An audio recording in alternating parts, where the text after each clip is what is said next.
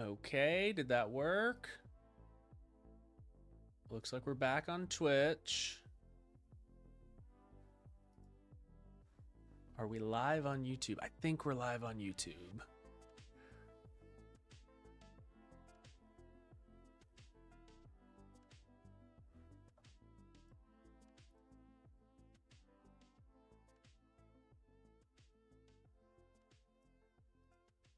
It says the stream is healthy.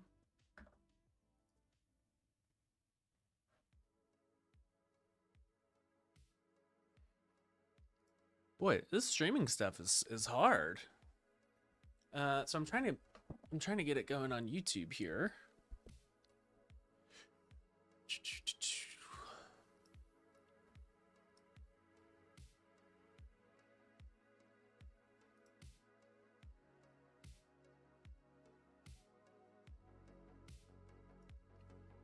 It says it's upcoming.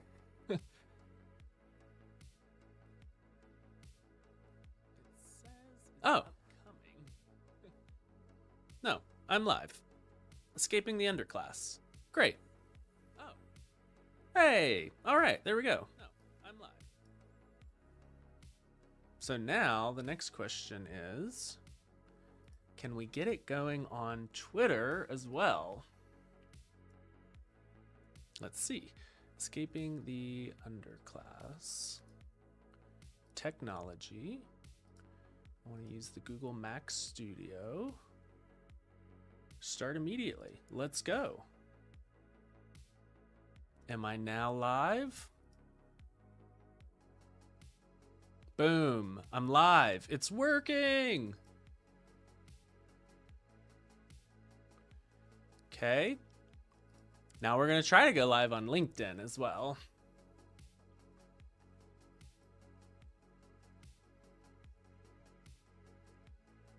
I don't know if LinkedIn will understand the escaping the permanent underclass bit, but that's quite all right.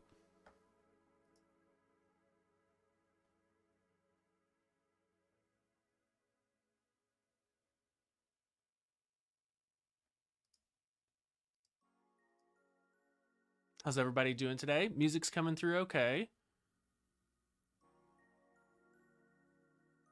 You know what? I'm going to skip LinkedIn for now because it doesn't look like it's picking up the right stream. That's okay. Raise the voice volume. Okay. All right. Here we go. Music's coming through. Radio automation. Backwards hat day, baby. Just like your profile picture. All right. So we need to raise the voice volume. I can do that. Let's see. Test. That does look a little bit low. How would I do that? I would use the Scarlet.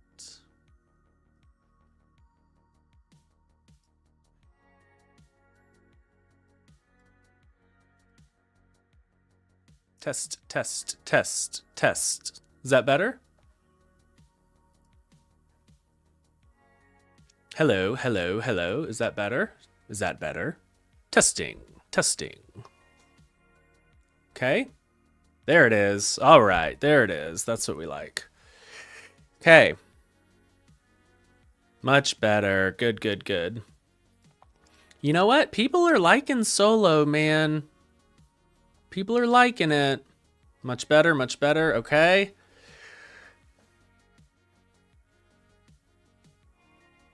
All right. Now, do I have... All right. You gotta forgive me. I am... Still becoming a streamer. All right, this is good enough. Greetings from Prague. Just finished dinner. Hey. You have to give it a go. You do have to give it a go. Today we're going to be developing on some solo today. But before we do, what's interesting is so I switched off of Restream.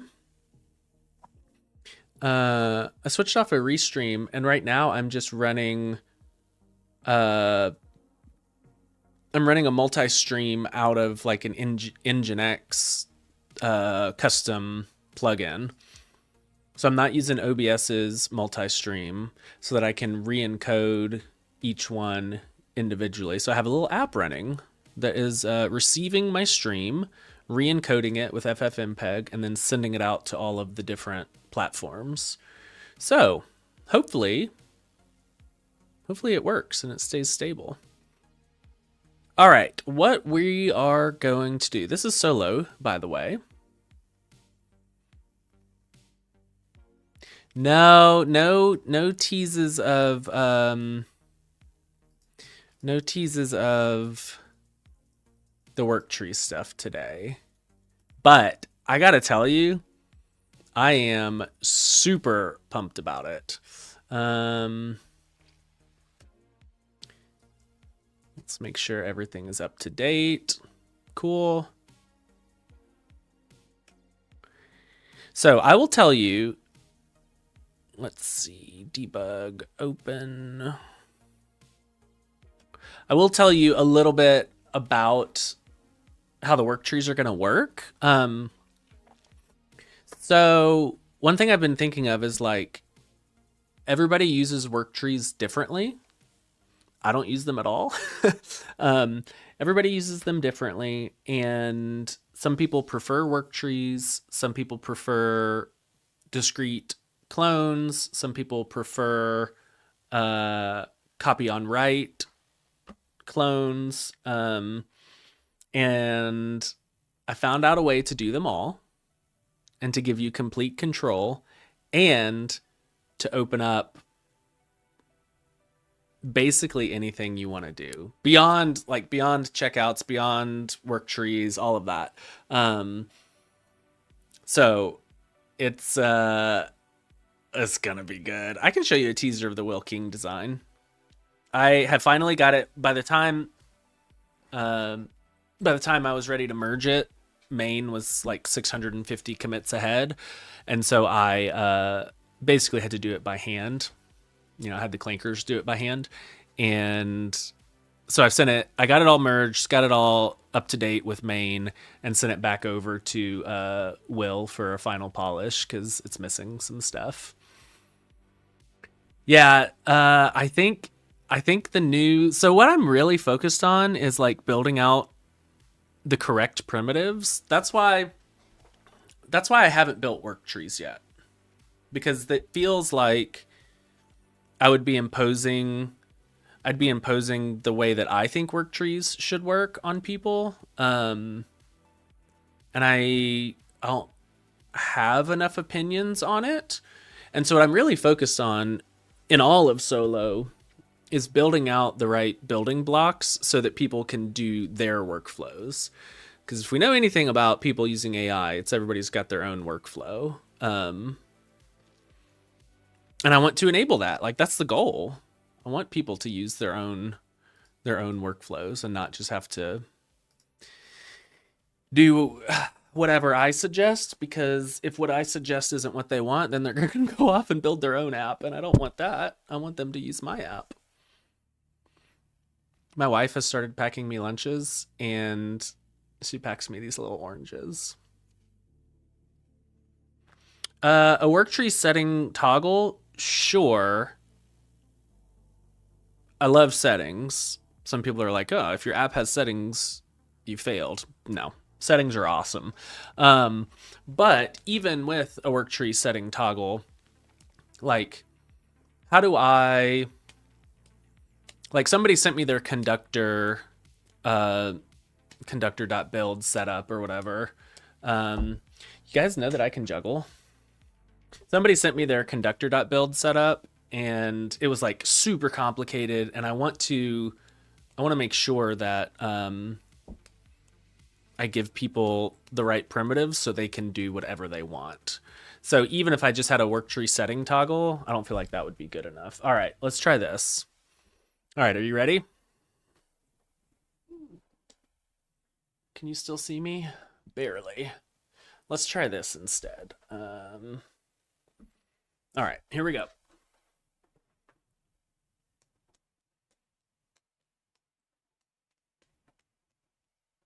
Ta-da! Pretty cool, huh? My kids freak out when I juggle. I think it's the coolest thing in the world. Okay, so we're building an unreleased version of Solo. And then we're going to start working on...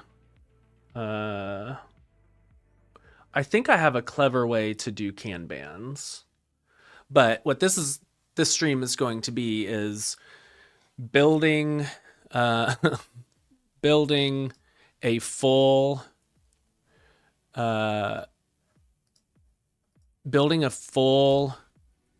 feature from end to end. That's what this stream is going to be.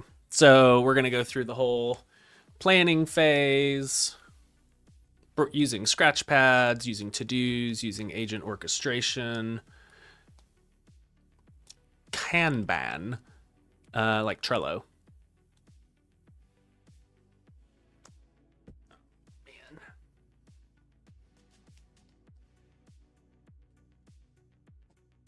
Close.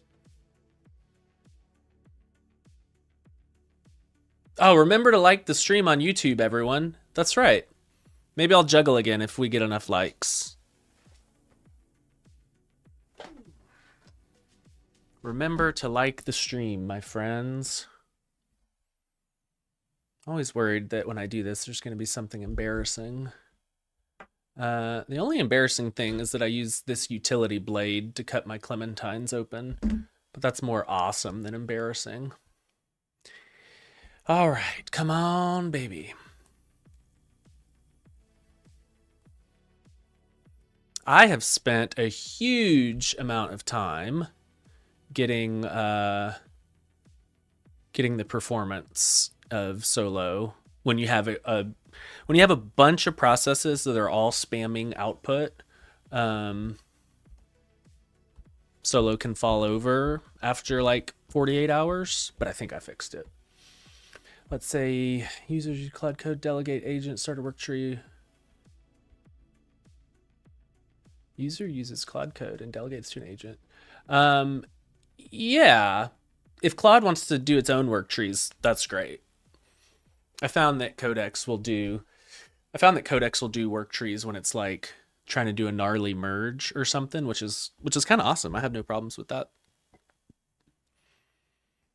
What the what, Ed? Also, chat should be a lot faster now.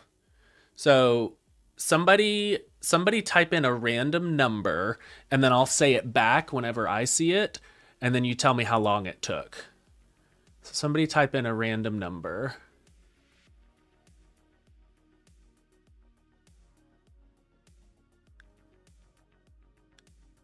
Yeah, build times are kind of rough. 10, 25, 23, 23, 55, 420, 69, 88, 67. All right. Seems like it's faster. It only took, I don't know who was away from keyboard. It only took 15 seconds. Wow, I feel like it should be faster than that. But at least it's not the 30 from last time.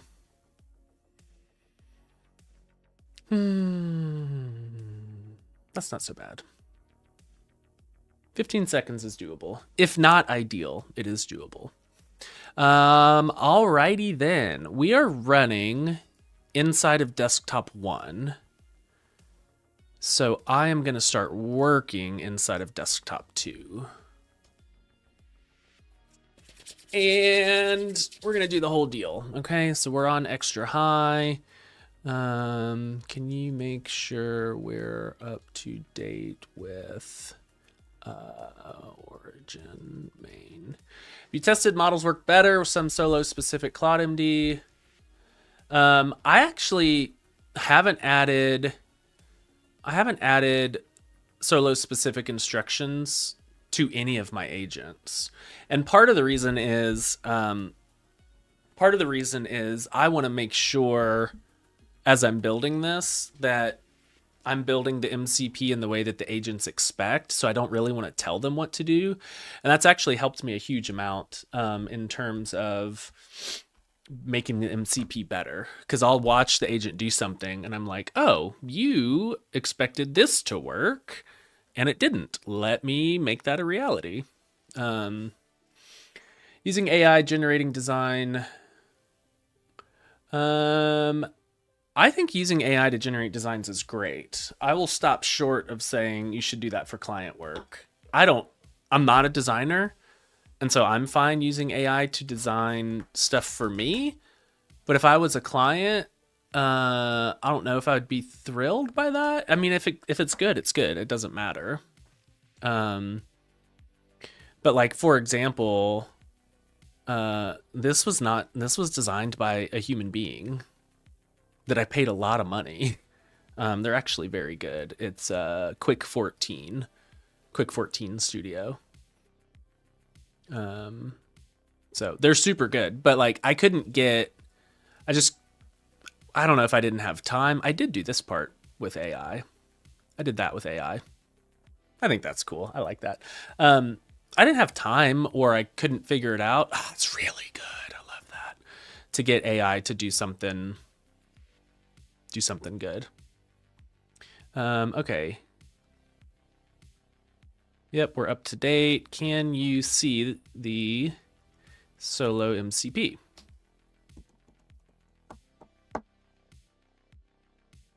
Like see, that's what I want to see. Look, it just works. I'm bound as 296 named Codex W in desktop 2. Hell yeah, you are. Can you rename yourself Orchestrator?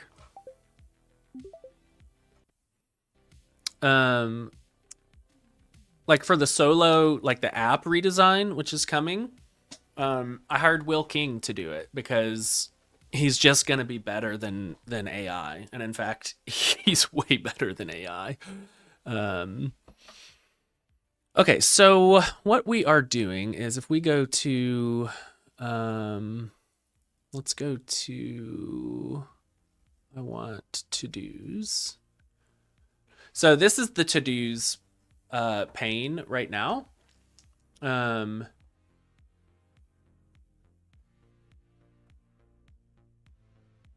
Yeah, I agree, Derek. Great first draft. And it can do 10 great first drafts, which is really nice. Mark, I look forward to seeing that. So this is the to-dos pane right now. And it's great. I actually don't ever really look at it. I let the agents handle it. So if we do in progress and open, we've got 138 to-dos here. Has my viewership gone up or down since AI started getting big? I have no idea. The primary mechanism by which viewership goes up or down is putting out videos, and I haven't put out very many videos, so I can't say for sure.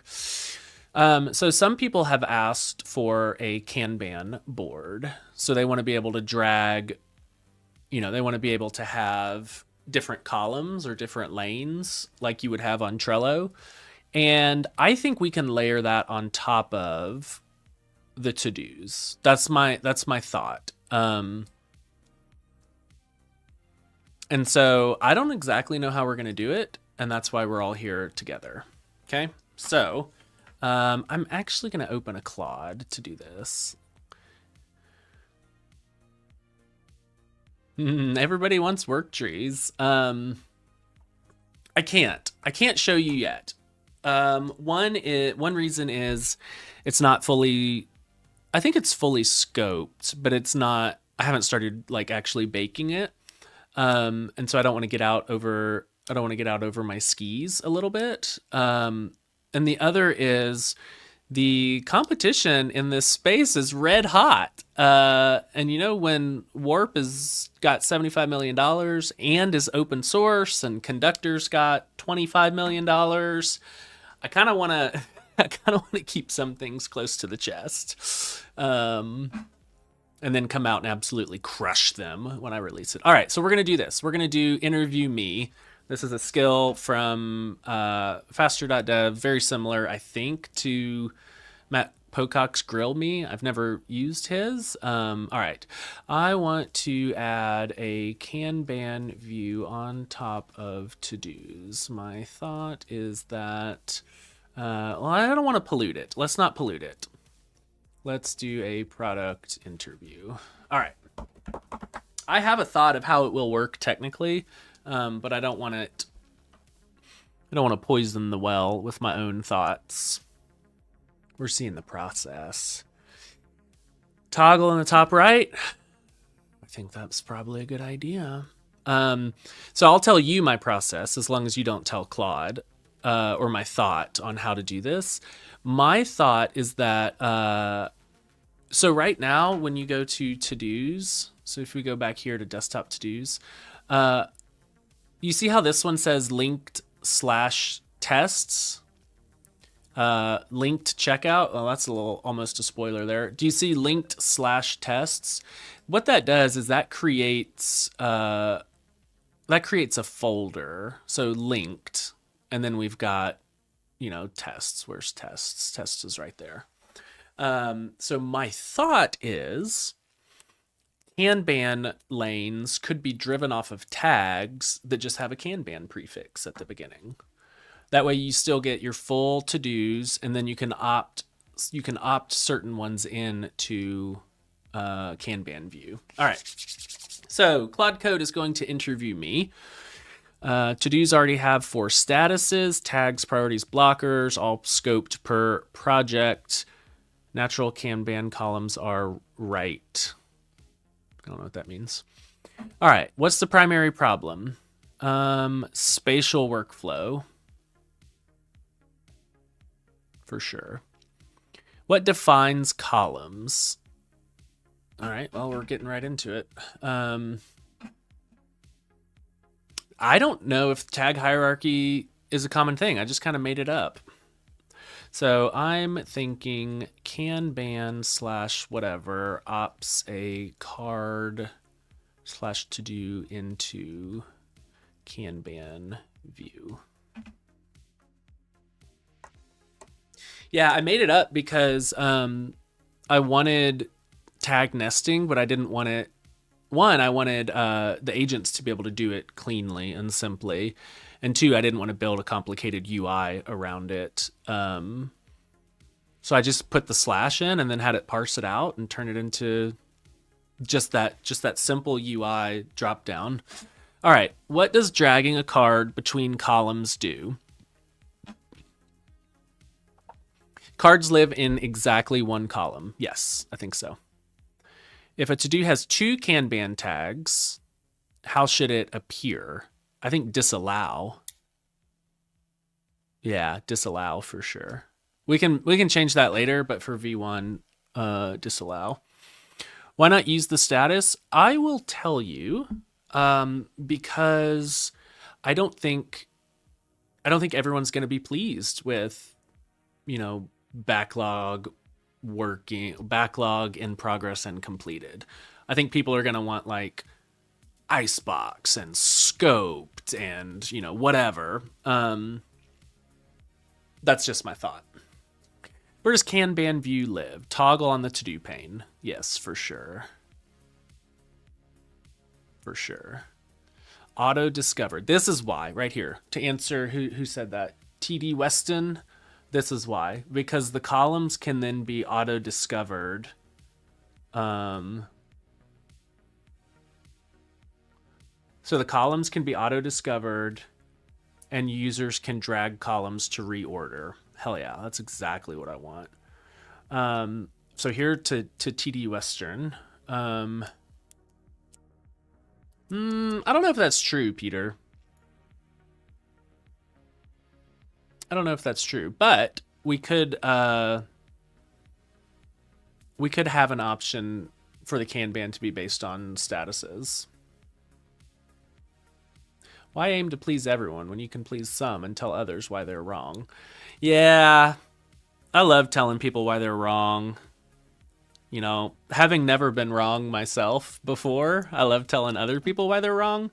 However, another thing that I really want is to win, and you can't win if you just tell everyone that they're wrong all the time. Sometimes the market says this is stupid and you just have to agree with them. All right. Oh, thank goodness, Peter. Whew. All right, how does open, in progress, completed interact with the board? I think it is orthogonal.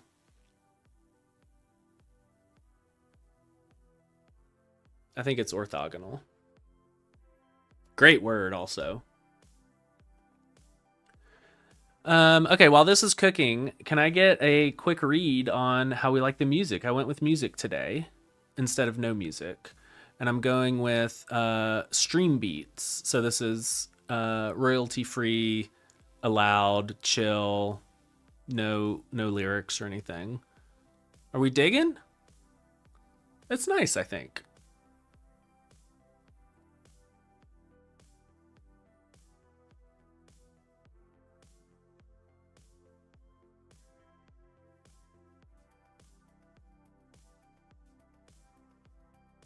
Can you use it to make AI interact with a terminal? You sure can. See, this is why I need to do more videos. Okay. Didn't even know there was music. Okay, I can turn it up just a little. Is that better?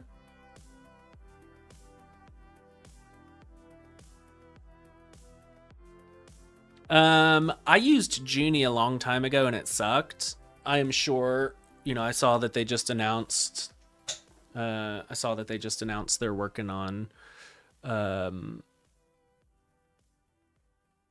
they are allowing any model. These days I use Codex mostly. You know, something I just noticed is these glyphs are really fuzzy. I need to fix that. Look at that checkmark glyph. Those are hideous. We're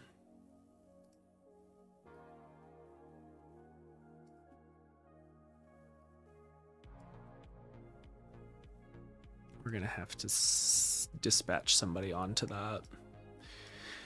We'll save those for later. All right. How are cards ordered in a column?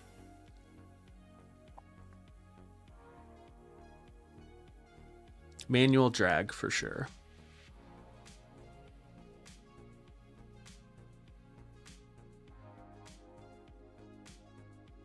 In a car service lobby? That doesn't sound very fun. Hey, welcome to the stream, Q Nukes.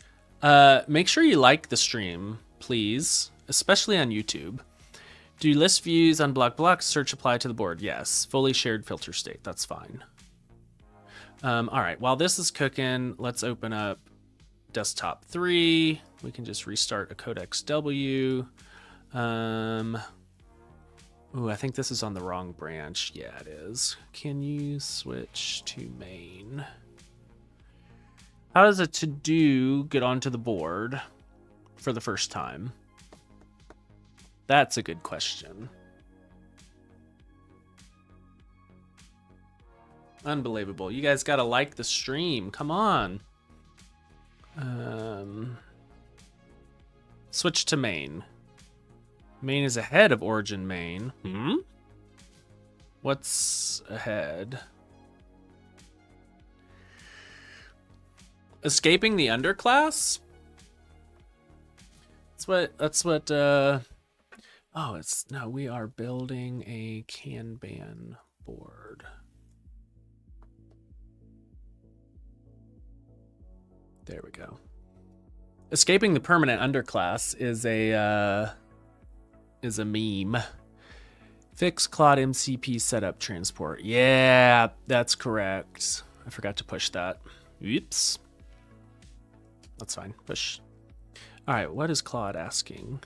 How does a to-do get onto the board, added to a column for the first time? I think both for sure.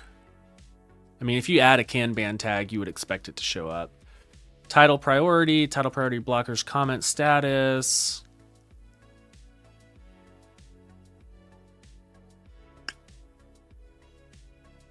I think tags need to be there. Origin is 24 commits ahead. That sounds correct.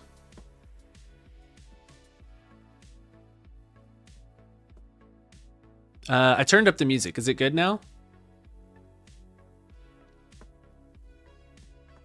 I'm trying to go live more, Lone Ski.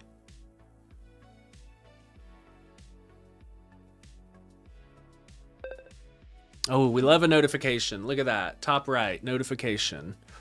All right. When the last card leaves the column, what happens?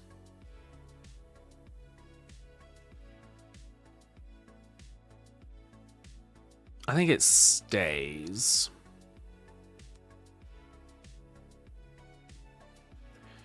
Should the one Kanban tag to do enforced at the MCP layer too, or only at the UI? Oh, definitely at the MCP, obviously.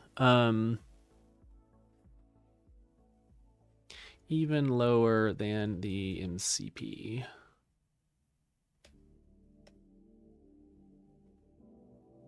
Okay, so you're all up to date. Scratchpad review directory, that's fine. All right, so I need to talk to you about these screenshots.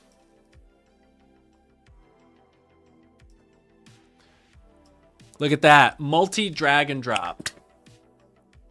I just added that. Am I the only one hearing errors notifications? Yeah, I'm like the dog and Solo is Pavlov. Every time I hear that sound, I'm like, where'd you come from? Because I've got this one running. This one's building a mobile app right now. I've got this one running. Usually I have like 2 more running. Hey, Robin. These glyphs are really fuzzy now. Can you dive into our... Oh, boo. We don't like stand-ups. Can you dive into our glyph rendering pipeline? We just did a lot of... Hey, shy. Should I go full bridge mind and launch like 50 codexes or something? A lot of work on that pipeline, and I feel like this part regressed. A mobile app? What? This is the mobile app that's building over here. This has been going for like 48 hours. All right, so he's looking at that now.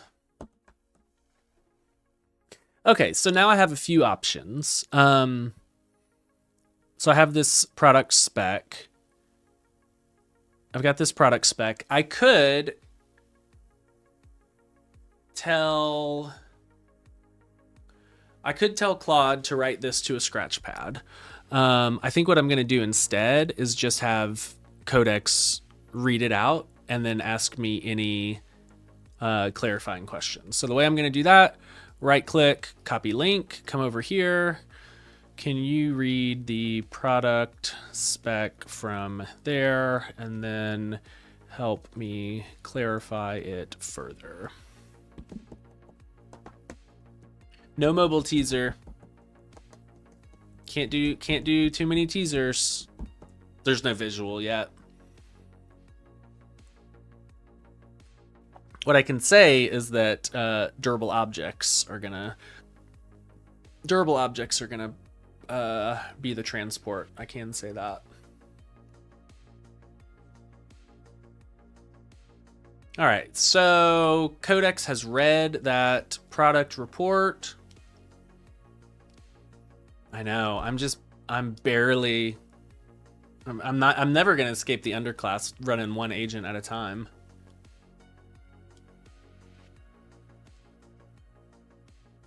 What Kanban is your favorite currently? That's a good question. Good question, Jonas. Does anyone have a favorite Kanban? We use Trello for our podcast. If Ian, my fearless co-host, would ever finish outro.fm, I might use that. Q Nooks. All right. Q Nooks has asked the right question.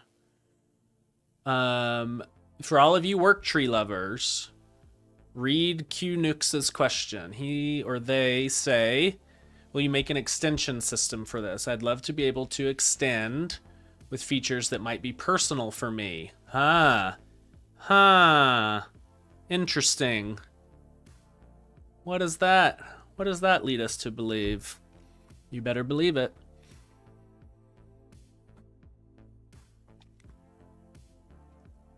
All right, so what did Codex say?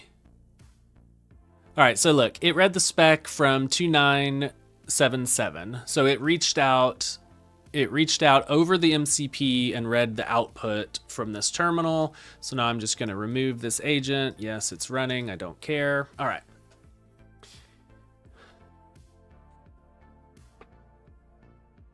It's better than plugins. I'll say that. It's better than plugins. A to-do is on the board if it has exactly one normalized tag. Yes. Yes. Kanban key is a column identity. Oh yeah, store column metadata separately. Yep, I like that. Completed. Clarify this as completed to-dos, keep board membership until their tag is removed. Sure, yep. Nullable Kanban position on to-dos, yep. Yep. Invariant enforcement. I love invariant enforcements. Ah, sorry. Sorry, Code Banter. My bad, dog. Okay. Is anybody watching on x.com, the Everything app? Because I haven't seen any chat come through there. I wonder. I don't know if. I don't even know if I can see chat over there. Yeah, I read your email. Thank you for sending that. I'm just really, anybody can get the videos if they try hard enough. That's been happening since the beginning. Oh, chat was disabled. I wonder if it's too late to fix that. Yeah, I don't really care. I'll have to fix that next time. Well, maybe on this machine I can switch over to...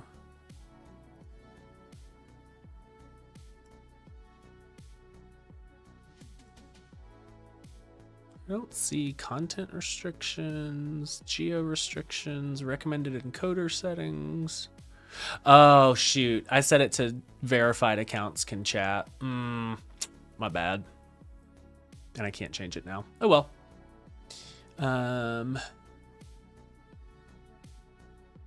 See you, Mark. Have fun. This level of AI usage, I have a codec. I have 2 Codex subscriptions and a Claude subscription. I just canceled my Gemini subscription because I never use it. Yep, that seems good. Column rename. I don't know about that.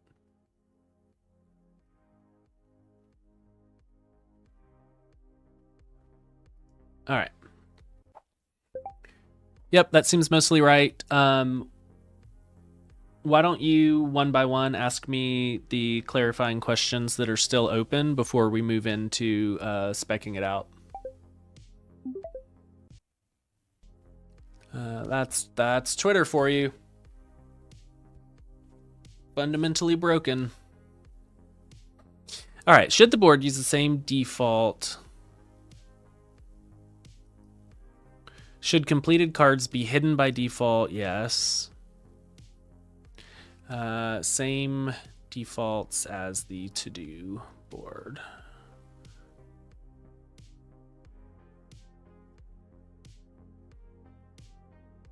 You're still looking for the glyph problem.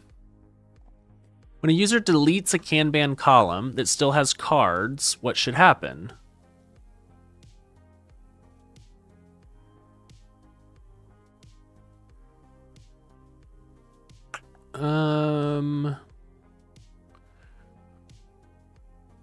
I think most simple for V1 is just block until empty. Hey, how are we doing on likes on the YouTube side? Can I get a number? And I hope the number has gone up. Should renaming a column only change its display label?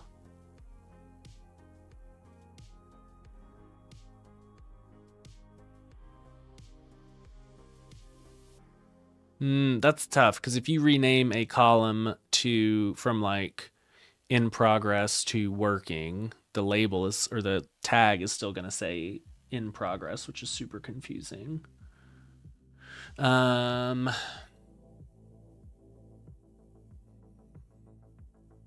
25 likes. Oh no, I'm so embarrassed. I think we need to rename the tag as well, because if you rename the column without the tag, the mental association is lost, and that's confusing. I can elaborate on the current stream title, Escaping the Underclass. It's just a meme. People talk about escaping the permanent underclass. Like, you only have, 6 more months to escape the permanent underclass. It's just an AI meme. You're going to see it everywhere now that you know what to look for. Yeah, add columns fine. I think that's what people will expect. Got to get that 5 million. 5 million after tax, I can't be slumming it with 5 million pre-tax. You love the underclass. Well, that's good.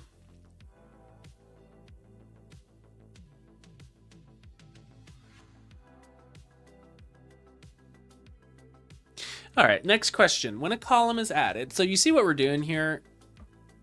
We're trying to make a good plan up front, because after that, I'm going to turn a bunch of agents loose on it. And I want them to build the right thing. All right, so it's asking us, when a new column is added, should it immediately create a Kanban tag even if there are no cards? My recommendation, store an explicit column record immediately, but do not add any to-do tag until a card is placed in it. Yes, that's good. I agree. See, if I'm going to build an underground garage at my house, I can't do that in the underclass. Oh, hell yeah. Thank you. Thank you, Igor. Ah! They already used it! Ah! Okay. How should card ordering behave when a to-do first joins a Kanban column? End, for sure.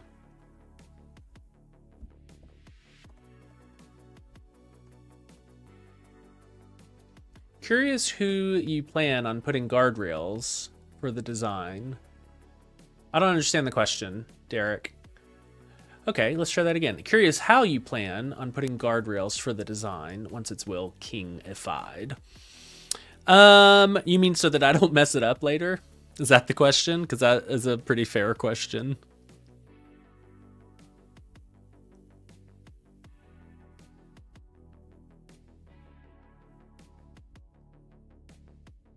Yeah, I think that's correct.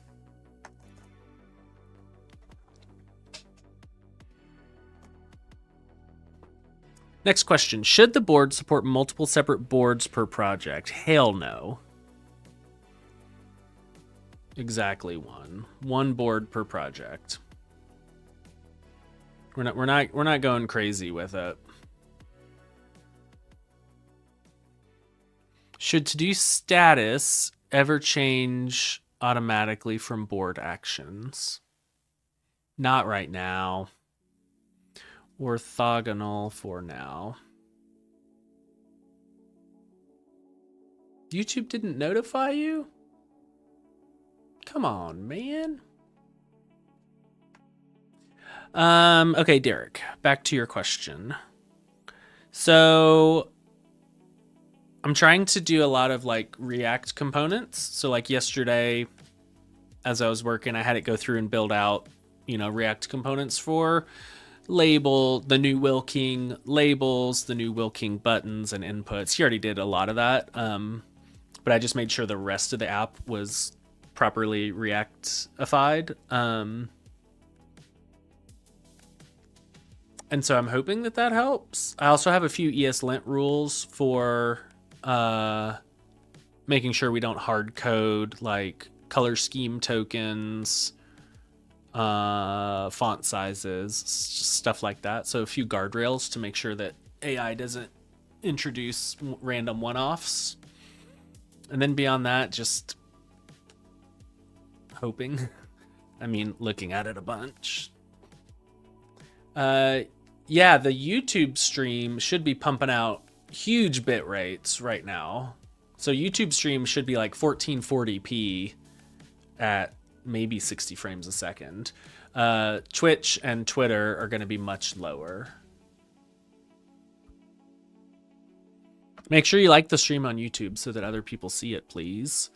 All right, next question. Should board columns show counts for all cards in the column or only cards visible after shared search? Visible and total when different. 3 of 8, yes. YouTube is looking crisp. Hell yeah.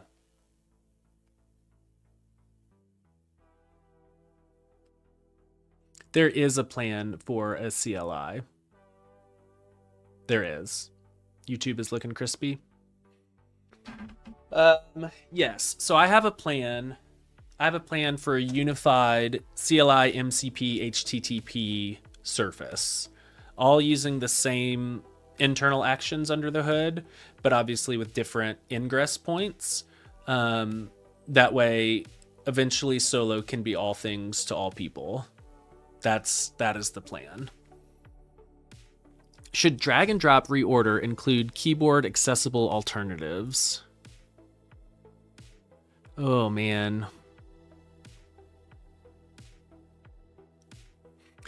Don't cancel me, but I feel like drag and drop is going to be cursor only in V1. So don't tell anybody. All right, so what are you doing? Did you find the glyph issue?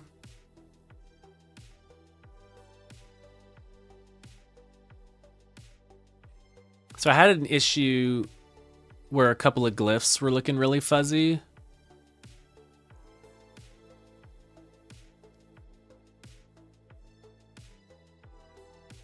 And that was definitely a regression.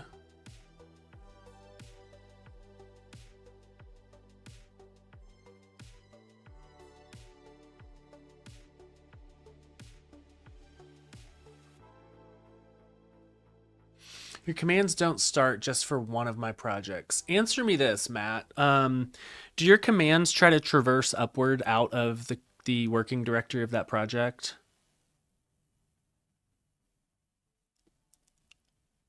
Because I just added a security thing that prevents directory traversal, but I'm wondering if that's even necessary because you explicitly, you have to trust the commands at some point. All nested within. What happens when you try to start it?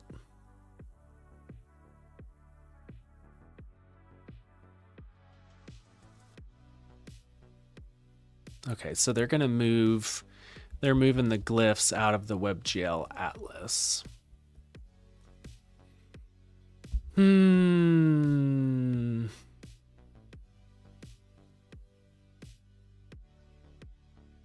Failed to start. Not terribly helpful. I mean, Solo's not helpful. Not you, Matt. You're helpful.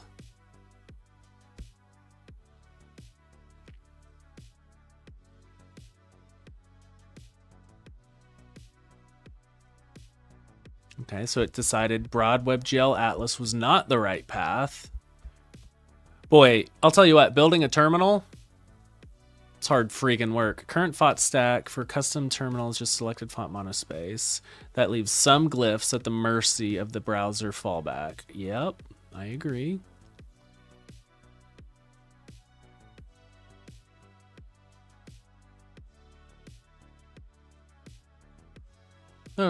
No, Matt, I'm sorry. I think Kelsey told me that either you emailed or it came through. Is it every command in a certain project, or is it a specific command? Okay, you're just still working. I'll let you go. I'm going to rename you so I don't forget. Glyphs. Should Kanban order globally per column? Global for sure.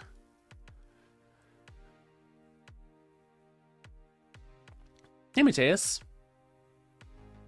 Oh, there's a new raycast?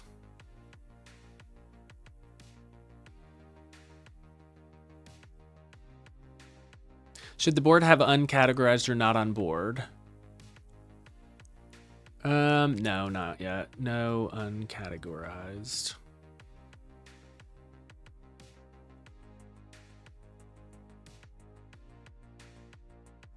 Append is fresh. Boy, these are good questions. Do you see how helpful this is? Adding new commands also don't work in that project.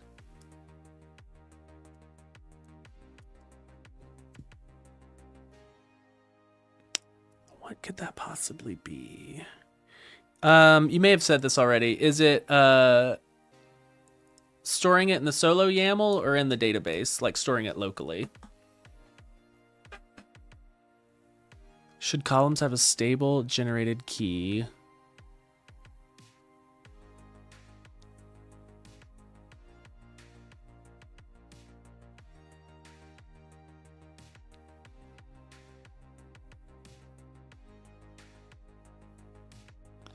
Oh, you got an ad?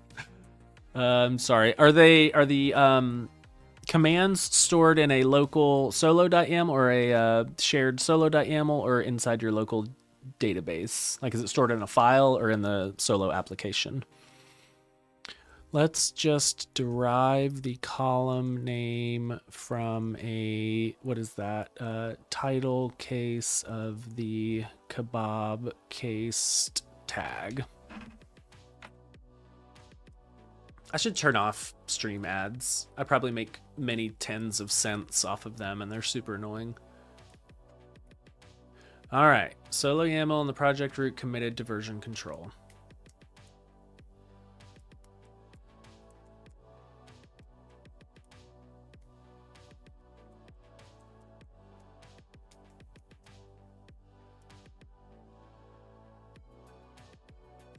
I don't know.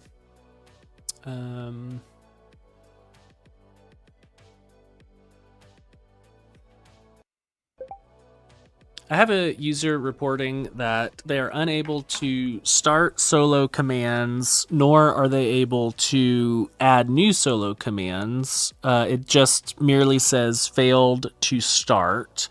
The commands are stored in a solo.yaml file. They are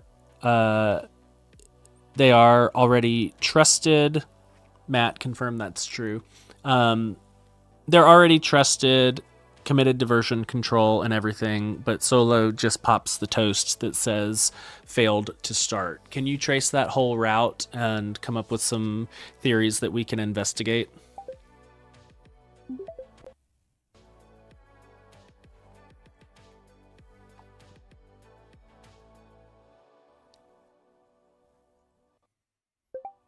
And it's only for one project. It's not for every project.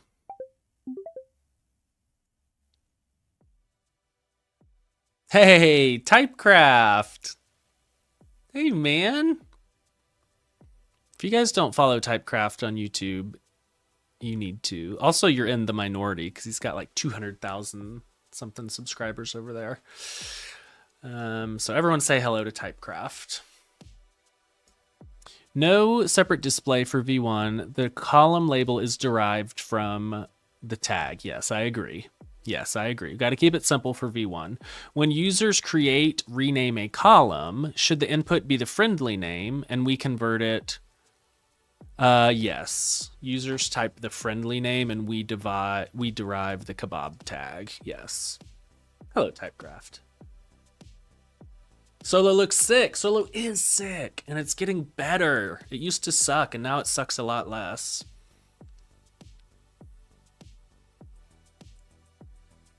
Yeah, block.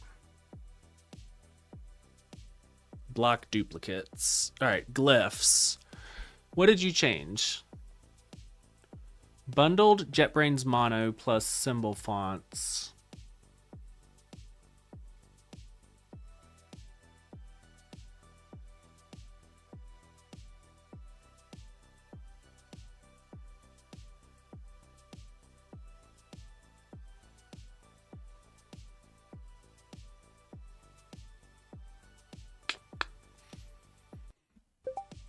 Give me a printf command that'll print out all of the troublesome glyphs, and I'll start fresh and see if they look crispy or still fuzzy. Solo does not use caveman. I'm not convinced caveman is anything, to be honest with you. I'm not convinced that I think caveman is fun, and I'm always here for a little silliness, but I don't think it actually does anything. Look at this. This one's just been chugging for 2 or 3 days. It's appending to scratch pads. It's spawning new processes. It's closing processes. The failure is recorded as a to-do comment, and scratch pads are updated. I'm spawning the next worker for a narrow what? Home index secure store. So it spawned a new worker. It sent it all that mother freaking input. Look at that. It just works. So codex spawned another codex. It sent it a small discrete task. So it gets to start with a fresh context window. It gets to read the scratch pads. You can see it called Who Am I to see who it was.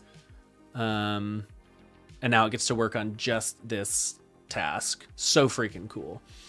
Why do much when little do trick? Sounds like Kevin Malone from The Office. Is it a key long-term product decision to focus on terminals? Would you ever think of adding a nicer GUI? First of all, nicer? How dare you? What could be nicer than this? Second of all, yes. So if we go to Solo, we go to pull requests, we see counselors can die now that we've got where is that? Oh, it's actually already in the app. That's why. Yes, there's a full GUI chat that's already built into the app. It's just not, it's behind a feature flag because I don't like it yet. But yeah, there's like a codex style GUI chat that allows you to use your own subscriptions because it just uses the CLIs, use any model, switch models in between, in the middle of conversations, that sort of stuff. I know, Max, I'm just giving you a hard time. How am I setting up your orchestrator? I'm just talking to it. Look, it's got a notification and it set a timer. What kind of timer did you set? Look, it set its own timer. Yeah, that's what we're doing. Solo's building Solo right now. It set its own timer. Look at this. Solo timer, fire when idle any. So what this did is Codex said, hey, I spawned this other process. I'm not going to just wait around, but Solo, wake me up when that guy's done. And so it's going to fire, Solo's going to fire a timer when this process goes idle, but it also set a max wait time of, it looks like 5 minutes or so. And so you can click on that and see the active timer. And if you want, you can fire it and say, don't wait anymore. You can pause it if you're like, I want to chat with it for a second. Or you can cancel it. So you can see the timer counting down there. I know, you gotta use the Solo. I'm still gonna do universal chat. That's what I'm calling it, universal GUI chat. But I happen to I like the CLIs. All right, Matt. Bad working directory. That was my first guess. My first guess was the working directory tries to escape. So Matt, confirm that it doesn't escape. It's not a deleted directory. It's not a symlink escape. Per project environment pipeline. The environment pipeline is hidden behind a flag, so that's not it. Project path, current working directory is stale. Potentially. They may not actually be trusted in the database. That would be weird.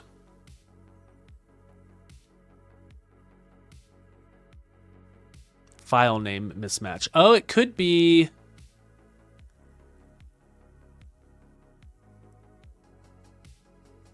Oh.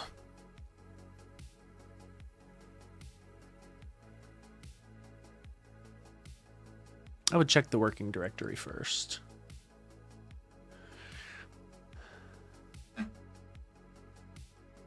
Ooh, I bet that absolute directory is causing the problem.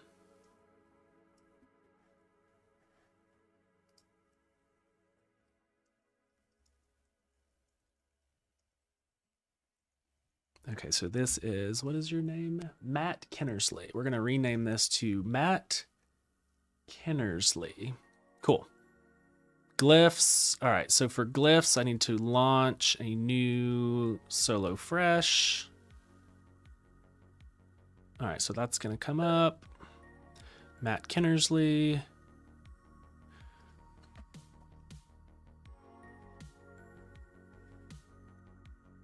All right, so Matt, this is a solo, not a bug, a solo UX paper cut that you could potentially fix right now by changing the working directory to be relative to the project root. What solo should do is recognize that your absolute directory contains the project root and fix that for you.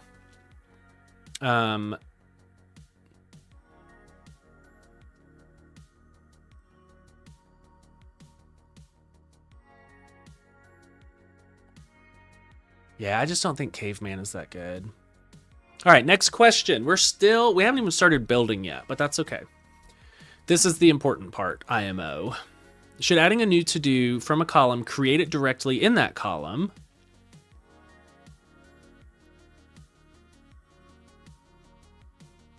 I don't understand the question. Should adding a new to-do from a column... Oh, I see. Yes, pre-fill the Kanban tag. Yes, for sure.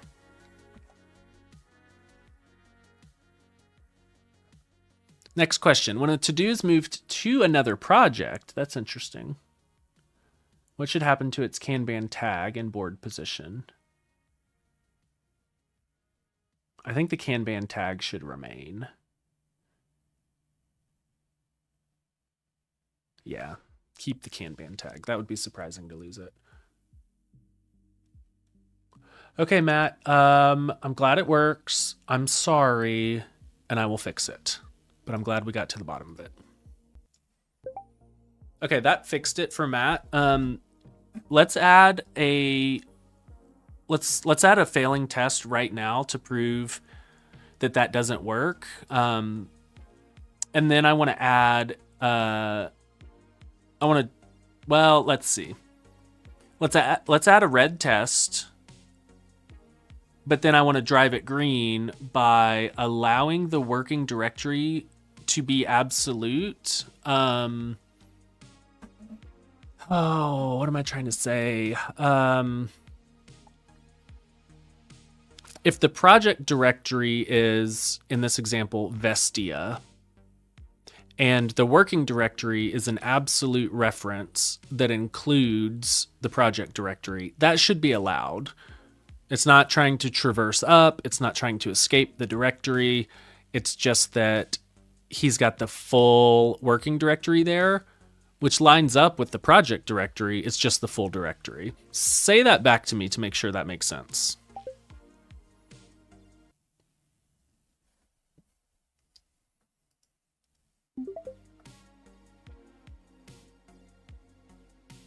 Happy to help, Matt.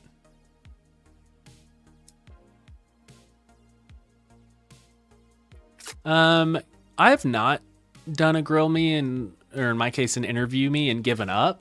But I have dramatically, like even here, we're simplifying scope as much as possible.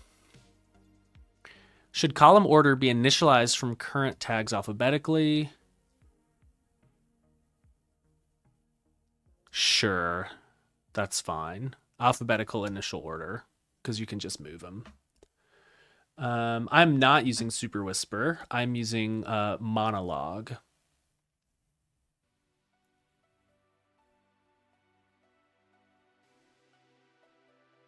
Yeah, that's a problem, Matt.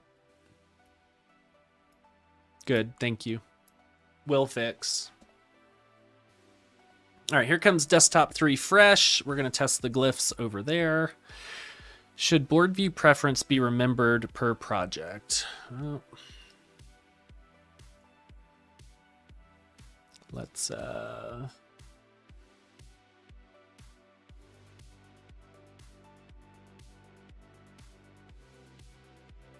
if project A is in list view and project B is in board view, switching projects restores each project's last to-do view. Yes, per project. Hello, Bruno.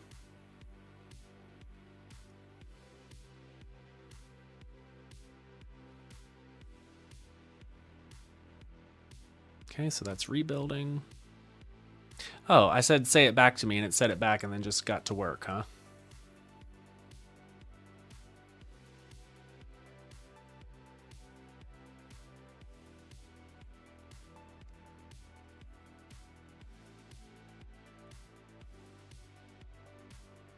Okay, so it says, yes, for repo YAML, back to command, and absolute working dir should be valid when it resolves inside the project root. In Matt's case, if the project root was Vestia, then Vestia packages web is just the same path, but full. It should be allowed, while absolute paths outside the project and traversals that escape the project should be rejected. Well, yep, I agree. Okay, well, I was kind of hoping you would wait for me to approve, but yep, that works.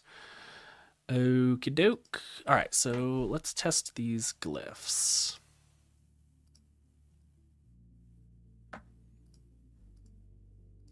Let's see if these glyphs are sharper. Oh, so much sharper.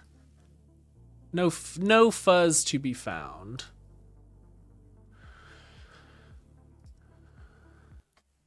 Those look a lot sharper to me. Can you confirm? I don't know. Confirm they look sharp to you? I don't know. What am I even... I have eyes. It doesn't even have eyes. All right. Should the board use existing shared tag filter exactly as is? Sure. If you're on the Kanban board and you filter down by tag to Kanban review, that's on you, man.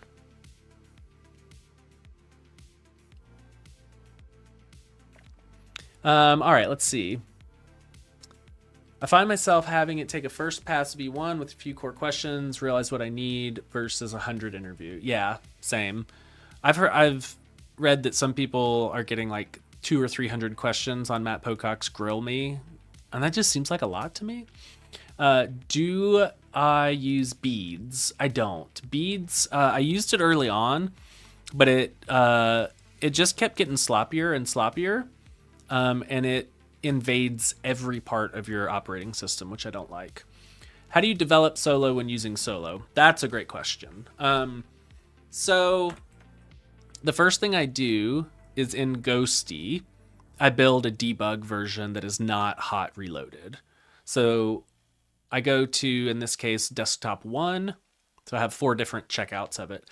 I go to desktop 1 and build a debug version that doesn't hot reload. It's just the actual app. And then I'll go into desktop 2, 3, and 4 and do some work. And then I'll launch it. This is desktop 3 running, and that is hot reloaded. What are you building? We're building Soloterm. Soloterm.com, your all-in-one agentic development environment. The brand is actually Solo. I got to stop saying Soloterm. We're building Solo. What do you use instead then? Instead of beads, I use Solo. Solo has to-dos. It has to-dos that the agents keep track of. So I can just go to to-dos, and the agents wrote all of these. I didn't write a single one of those to-dos. The agents wrote all of those. The agents set up the blockers. So this is blocked by 2. It's blocking 0. It's high priority. It added the tags. I didn't do any of that. Okay, so that's still working. Yes, they look much sharper, clean, clean edges. Okay. Okay, cool. Run npm pre-push and make it pass, then update the changelog and commit. npm pre-push. You've got to get a pre-push script that does all of your quality control. This is Codex. You could run OpenCode in here. I just don't use OpenCode, so you could do new OpenCode agent. There you go. I just don't use it. The npm pre-push does all kinds of stuff. Type check, ESLint, circular logic detection, circular reference detection, cargo. It audits my shell scripts. It audits my CI, YAML to make sure that it's all legit. So pre-push is the best. Codex 5.5 is better than Opus 4.7. That's just, I've got a lot of opinions. Why OpenCode versus Codex? Well, I don't use OpenCode, so why Codex versus OpenCode? I used to be a big Claude guy, and Anthropic cut off OpenCode, and so that was like a non-starter for me. But 2, I prefer the simple harnesses. Like, I just believe, and I could be wrong, I believe that the Codex harness is tuned for the GPT 5.5 model. That's basically it. So what Solo does is, you may be thinking like, what the hell? You're building your own harness. In fact, I am not. I'm building a meta harness. So I can still use the actual harnesses, but then augment them with superpowers. I've not explored Pi. Again, I don't feel like building up my own harness. I like the Codex one. I like the Claude Code one. I like the Gemini CLI a little bit, but I don't like the Gemini models. Pi seems awesome if you really want to get into building your own harness. Yeah, you and me both, Frank. Solo Linux is coming. Should empty columns remain visible? Yes. Always show. Yes, I agree. All right. I added the first red resolver, confirmed it failed. An absolute path under the project was rejected before canonical containment was checked. Okay. Canonical containment. That's a cool term of art. Repo controlled working dir now accepts absolute paths that resolve inside the project root while still rejecting parent escapes and absolute paths and symlink escapes. Yep, I agree. So now here's what I'm going to do. Yeah, exactly. A meta harness to do the meta framework.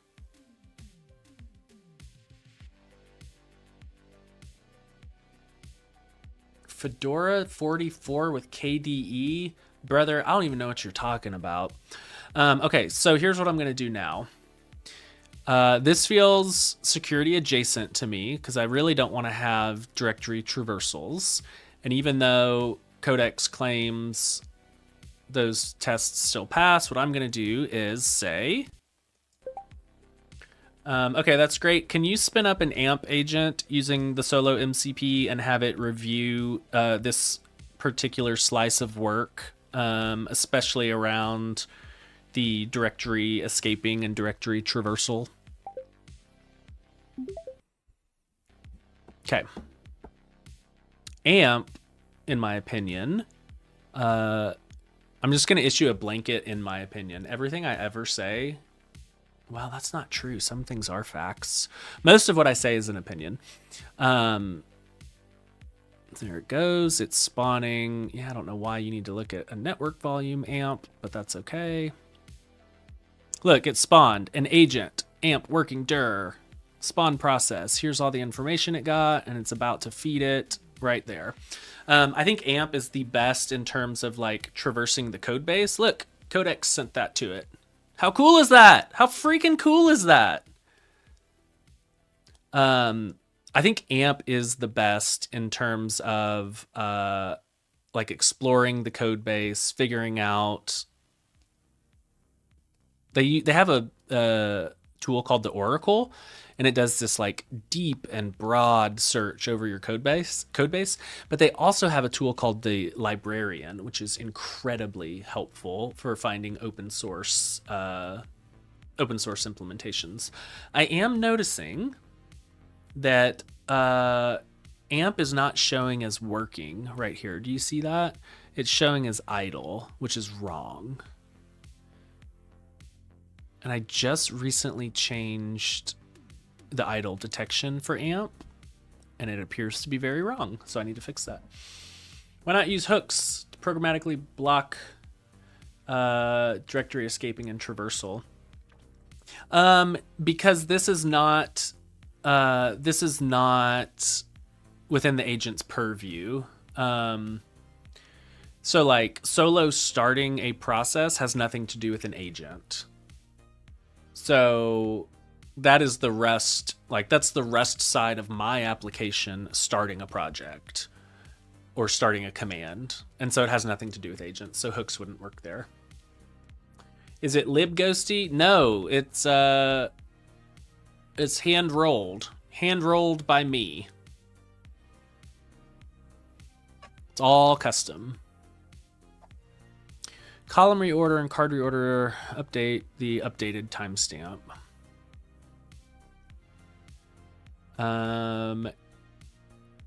Position does not update. Column move changes do. Yes, that's correct.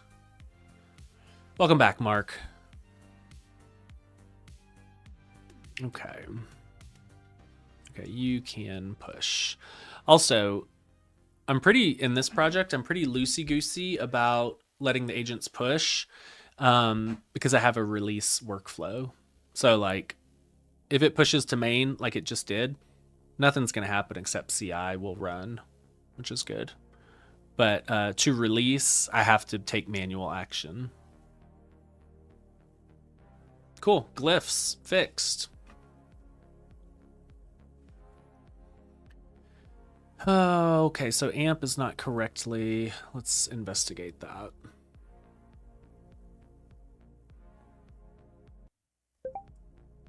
We recently changed the idle detection strategy on AMP to use an OSC title settled strategy instead of byte detection. But I'm running an AMP process right now, and I'll paste the link to you. I'm running an AMP process right now, and it's not showing as working. And so I'm not sure if our OSC title strategy is working correctly. Can you investigate what the strategy is, and then potentially launch a AMP project or an AMP process in the background, either using tmux or script or screen to capture the bytes that flow through to see if we're doing something incorrect? So I have a couple of different strategies. This one.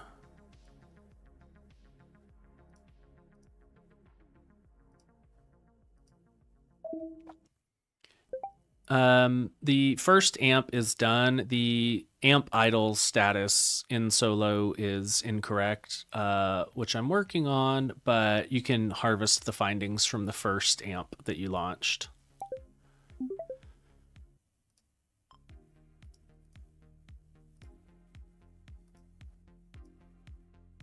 So we will rename this to amp idle. All right, what do you got here? Do you use amp free? I do use amp free. I also pay them when I blow through the free tier. Yeah, I'll use Codex to do the implementation. I'll use amp to review, or I'll have amp use its librarian to find open source implementations of things. Sometimes I'll just use Claude as a watchdog. I'll just put it on like a cheap model, spin it up and say, hey, watch over this Codex process and make sure it doesn't give up, that sort of thing. So long, Derek. Enjoy the Jeep. Thanks for hanging. All right, should drag moving a lock to do be allowed?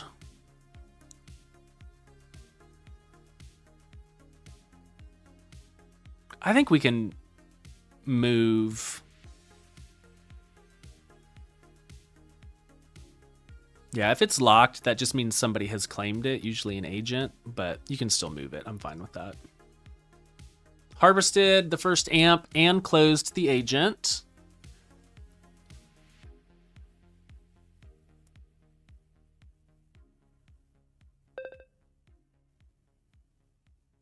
See, look.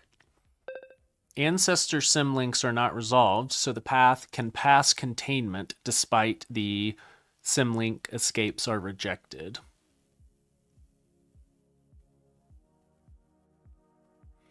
And again, you have to trust the process for it to actually run. So this is kind of moot, but as Claude would say, this is belt and suspenders.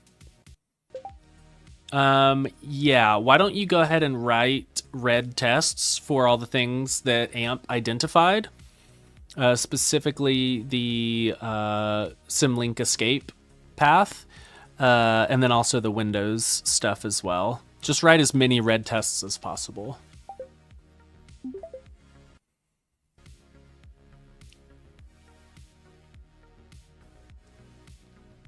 All right, make sure you like the stream on YouTube, please. And can somebody give me a report of how many likes we're at? Storage rules. Should that lock bypass only to board position? Yeah, that's fine. Bypass all locks for Kanban only metadata changes. All right, I have to use the restroom. I'll be right back. 35, that's not good. That's not enough. All right, I'm gonna hit mute on this. Can you confirm that it's muted? 40, hell yeah.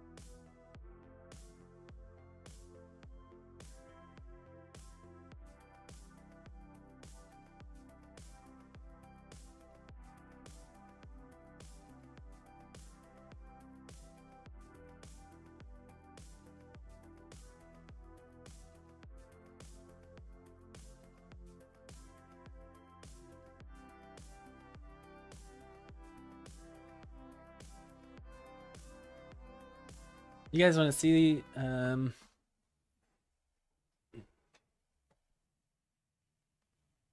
there's the background.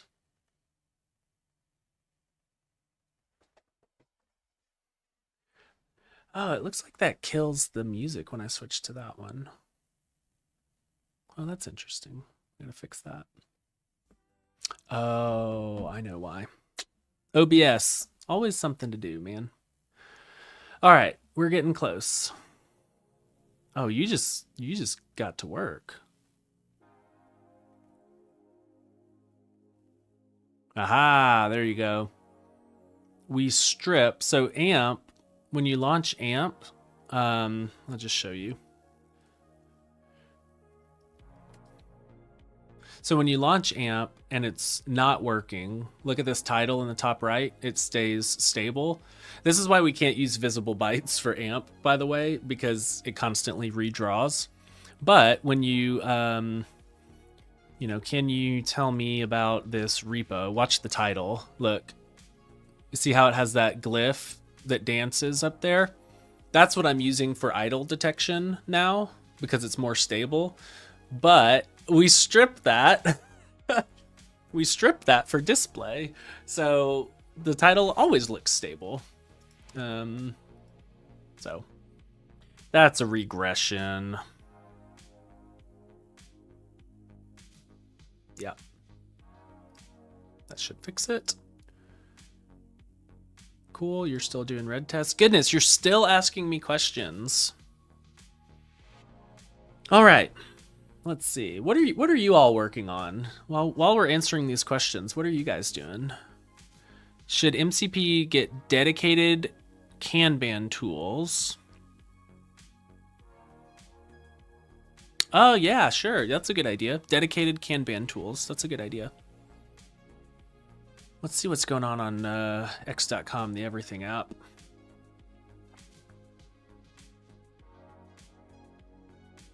Everybody wants me to join forces with Marcel. I don't want to do that.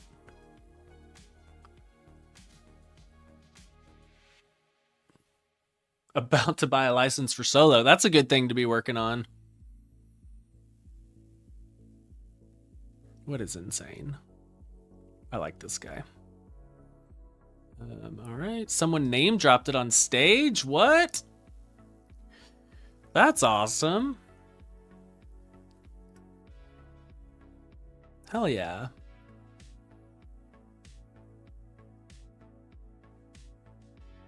All right, back to work. What's your take on GitHub? Sad. That's my take on GitHub. I feel sad for them. I think a couple of things are happening. I think Microsoft has really memory holed them in terms of like corporate structure. Park my AWS. I don't know if you're allowed to put links in here, but figure out how to like tell me the domain that can still get through chat. That's what I like to hear. I think Microsoft has treated them poorly, and that AI caught everyone off guard, and the main recipient of that tidal wave of stuff has been GitHub. So I think a couple of things have conspired. Yeah, that set looks good. All right, Matt Kinnersley added red tests. Look at all those red tests. Hell yeah, we love a red test.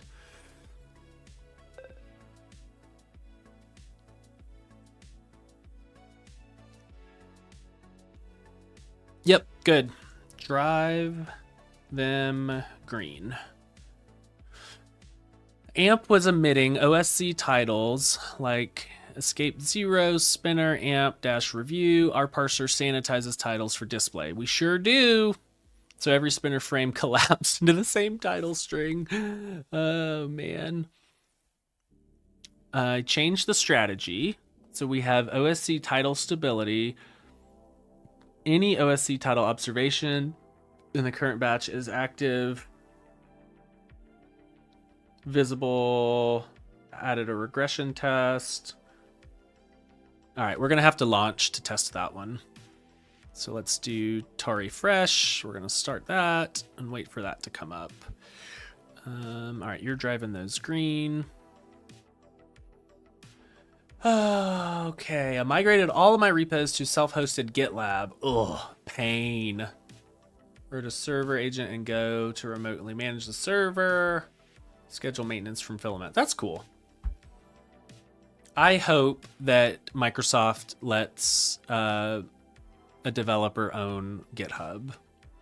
I'm led to believe their COO, Kyle, is the right guy to do it. They're just not giving him the leeway to do that.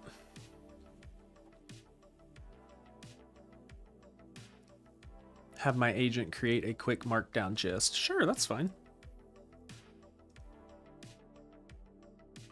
This is my maxed out codex, so we need to launch my second subscription to codex.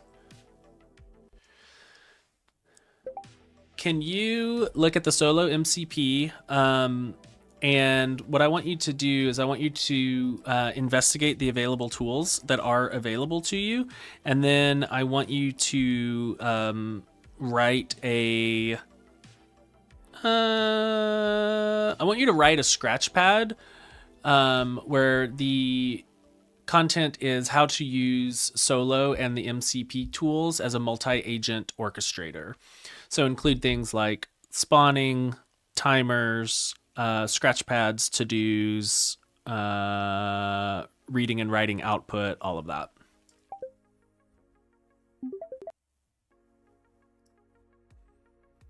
Kanban delete, fail when the column has any cards matching the UI.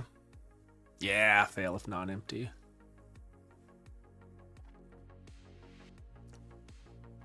No, hear you. Can you not hear me anymore?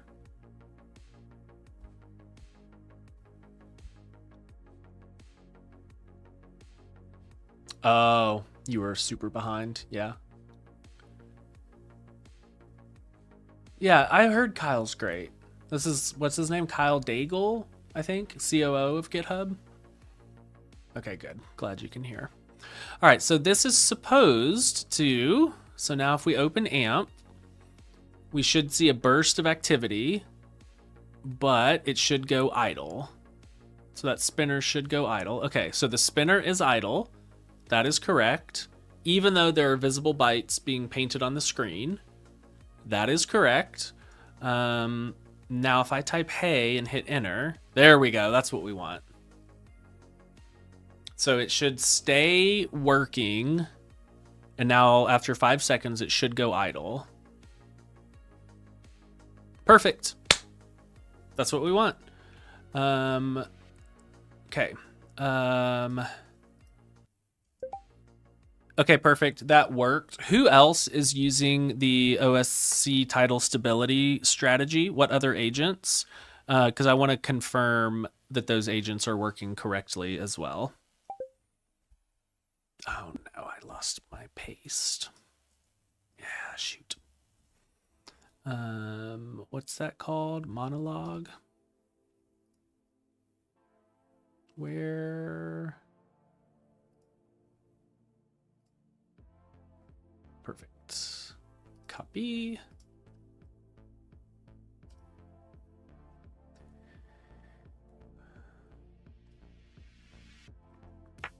I use a skill from faster.dev called interview me, and I use that in Claude Code to have it interview me. What we're doing now is I had Codex read the product spec that Claude generated, and I just told it, let's clarify any open questions, and it just keeps freaking going.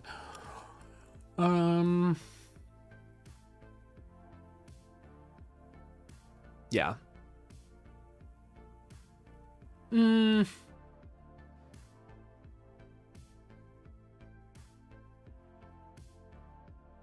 just don't want... I don't know that it matters. I think we're going to go target only. You got it. No problem. Top Earl. All right, so look at this. AMP idle, that process down there, just rung a bell.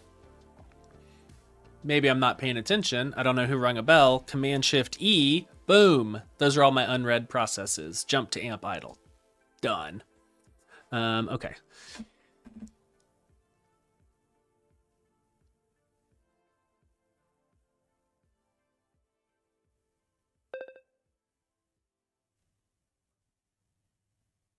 Oh, so this one's not up to date, huh?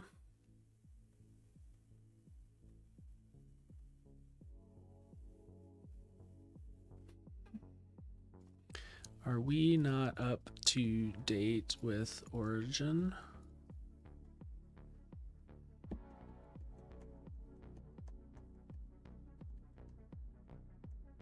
So Codex, AMP, and Gemini use OSC titles.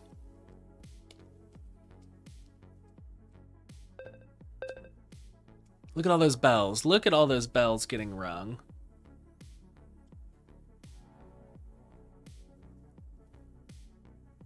Cool. So I asked it to create a Solo scratch pad about how to use Solo as an orchestration engine.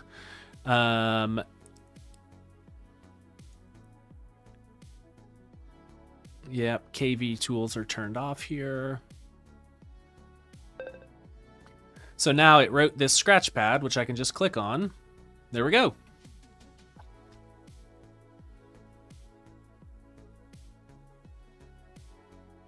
This is cool. Use Solo as the durable outer loop. Ditch it. Ditch T-Mux. The MCP tools let an orchestrator agent discover processes, spawn workers, send prompts or shell input, read terminal output, coordinate shared state, and schedule wake-ups without running polling loops. Hell yeah!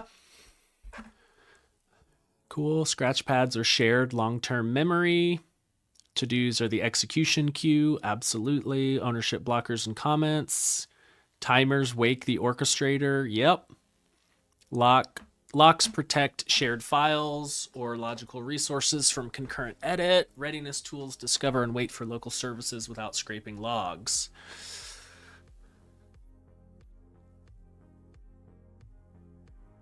This is all my stuff, so that's not relevant to you.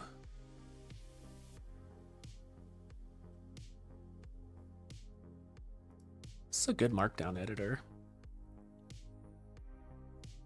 So here are some of the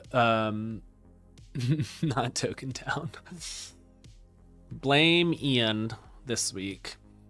All right, one MCP tool that I'm super proud of is help. So we keep the MCP descriptions pretty thin, and then surface this help tool that the agents are supposed to call to get more details about stuff. And that helps preserve context. Who am I? List project, select project, get project status, list processes, start, stop, restart process, start all, stop all, close, rename, get output, number of lines, get raw output, search output, which is cool, send input with bytes, so it can send like raw control characters. What's the best rule for the agent to make sure they don't mess with production databases? Don't have access to your production databases on your local machine. Or if you do, make sure the agent can't touch it. Like, don't ever have production credentials inside of a file. Like, even if it's in the .env and you're like, don't read my .env, don't do it. Where does Solo look for the favicon? It doesn't look for it. You have to customize it. So you can change the image here. So you can set it to anything that is inside of your project directory. So you just go to the settings and hit customize. Oh, where was I? I was reading that scratch pad.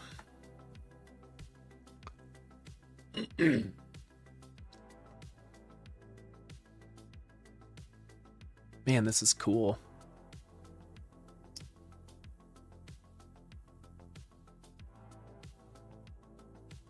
Monitor without polling is the best part. Why would you trust AI run bash commands by SSH into a server? Because it's not that big of a deal if one of my services goes down. I wouldn't do it for real production. I've actually only ever done it once anyway. Monitor without polling, a periodic check-in. This is good.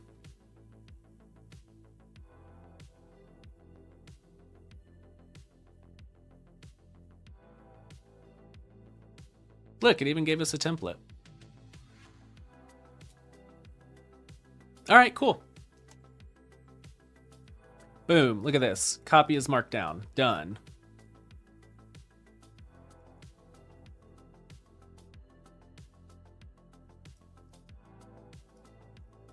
Solo orchestration.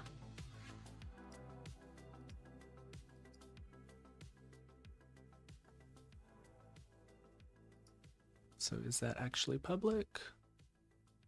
Why is it?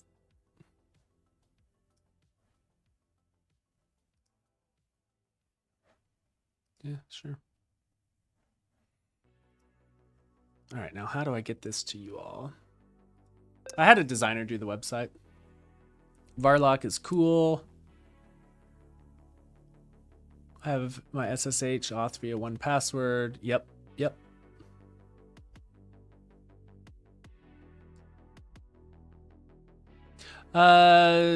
Jay Davidson, that's up to you. I mean, you could create a command, and then you could tell the agent run this command, via solo MCP. If you want to like watch the output stream, like if you want to go to the terminal and actually watch it, that's fine. Or you could just tell the agent to run it in the background if you don't ever want to watch it. That's also fine. I think one of the benefits of the solo.yaml is that it is basically discoverability for both humans and agents. So like if you have a test command that's not just like npm run tests or something, if you put it in the solo.yaml, that's kind of serves as like documentation. If you know what I mean. Effort to release on Windows, we're getting there. It runs on Windows now, but it's not quite there yet. All right, can I paste links in my own chat? Is that possible? All right, can I paste links? All right, I pasted the gist link on YouTube chat. Look at that. Jay Davidson picking up solo.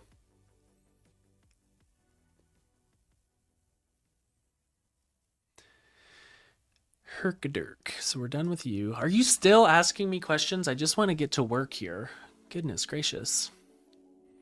Should column rename preserve card order? Yes. F. Come on, man. All right, I'm done with you. Matt Kinnersley. Drove the amp, identified red test green. Cool. Okay, run pre-push, and then update the changelog and commit. Subscribers to solo. I think Kelsey, I don't look at the numbers. Kelsey told me yesterday, I think we're at like 16 or 17,000 annual recurring revenue. But there's also a very generous free tier. And so the hope is that people are getting hooked on it and will eventually upgrade.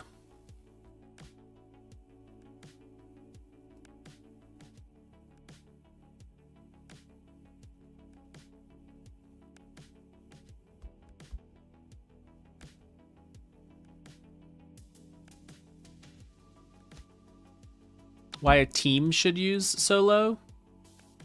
There aren't any team features built in yet besides the shared solo.yaml, which keeps track of your like dev stack commands. I feel like that's a pretty good use case, but honestly, it's primarily, it's not for people not working on a team, but it is primarily aimed at individual workflows, whether you're on a team or not. So there's not a big team story besides the shared dev stack that is the solo.yaml.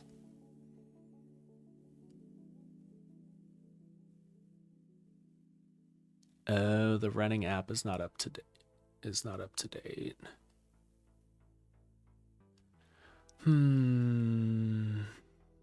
is the commit that moves codecs to an OSC strategy? And is it in desktop currently?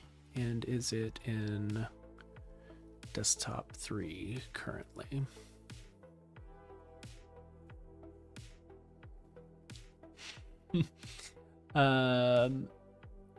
Solo is meant to be like it's meant to portray that there's only one app that you need. But yeah, I mean, it's kind of funny that is for solo developers. It does require, the app icon is required to be in your project. So long, Keshan.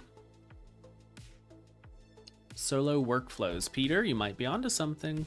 That's all I will say.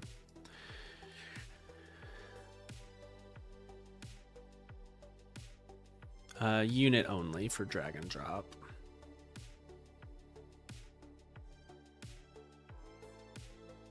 Ah, that's why. That hasn't been pushed. All right, so we need to go up here. You can see that's actually the last thing I was working on. Can you push?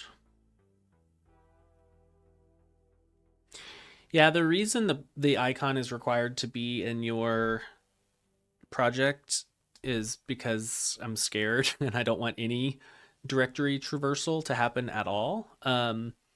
But also, if the solo.yaml is meant to be shared and you reference something outside of your project, your teammates might not have that, which would be annoying. I don't know if that's the right call or not, but that is why I did it. Next question. Somehow has multiple tags. Alphabetically first, that's fine. All right, come on, let's get to work in here.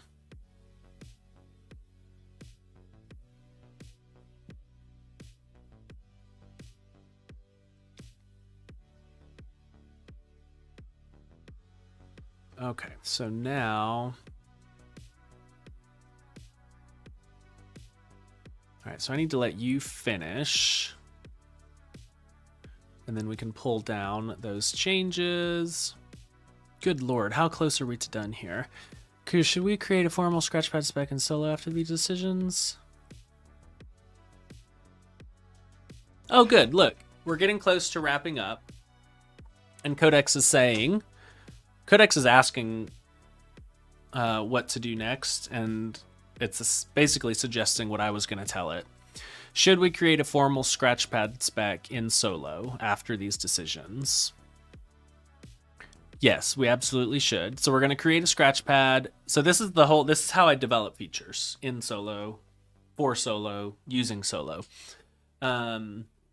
We are going to create a solo Scratchpad to capture everything that we've talked about. So it's going to write the full markdown. So this is why I think solo is so good, because we can do stuff like this. So what's going to happen is it'll write the full markdown, and we can go look at it, but it's just going to be a rehash of everything we just talked about. It'll write the full markdown, and then what I'm going to tell it to do is to convert those into discrete to-dos, and then I'm going to have it dispatch. So there's the Scratchpad. Then I'm going to have it dispatch workers to implement those to-dos. So created the Scratchpad. Here we go.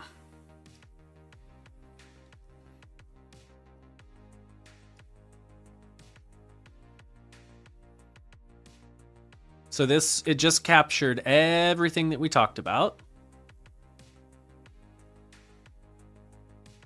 Okay, that's a good spec. Okay, now I want you to create discrete to-dos For implementation, use well, if we use Kanban, they're gonna end up in Kanban. Use Kanban imp as the tag structure. Okay. So, imagine doing interview me, answer in.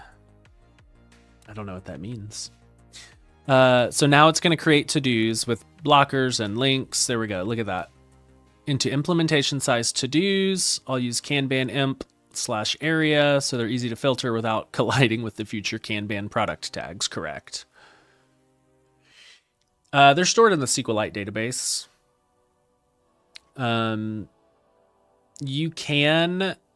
There are MCP tools to save scratch pads to disk if you want that, so the agent can do it for you, or you can go to the scratch pad yourself and save it to disk. Save as. So it's not because I'm trying to lock you in. It's because it makes everything so much easier if the Rust backend controls it. For example, I keep metadata on the scratch pads, so like obviously tags and stuff, but more importantly, revision, not history, but like revision number. And so I can make sure that two agents, like if two agents are working on a single scratch pad, I can coordinate on the Rust backend. I can coordinate to make sure that one agent doesn't write one, and then the second agent doesn't overwrite it. So it has to send its expected revision with it. And if it's not up to date, it'll block it, make it read it again, and then apply its changes. So it just makes everything a little bit easier to manage, not having them in files. Also, humans can't go in and muck up the files. Look at that, set blockers. So the to-dos are created. I'm adding blocker relationships now. So storage and invariant work naturally gates the MCP. Look at that. It's setting all the blockers. Hey, WebDev Cody. Nice to see you here. Look at that. It's just figuring out which blockers, like which to-dos are blocked by what, which is super cool. And then it's going to list the to-dos based on the tags. Done. And this is great. Look at this. All of the to-dos link back to the scratch pad. So if one of these new agents pulls a to-do and they're like, I need more context, it can link back, like it can go and read the scratch pad itself. So let's copy this one. We'll do, what are we in? To search to-dos. Look at that. I need to hyperlink that. Implement the database migration for V1 Kanban to-dos. Spec. Here's the full spec, and then here's the acceptance criteria for this to-do.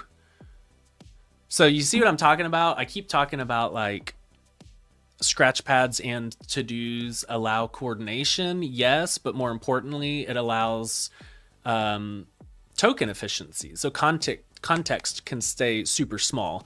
So a specific codex can pick this up, just be booted up out of the clear blue sky, have no idea what the hell's going on, read this to-do, read that scratch pad, and then immediately get to work, which is what we're going to do now.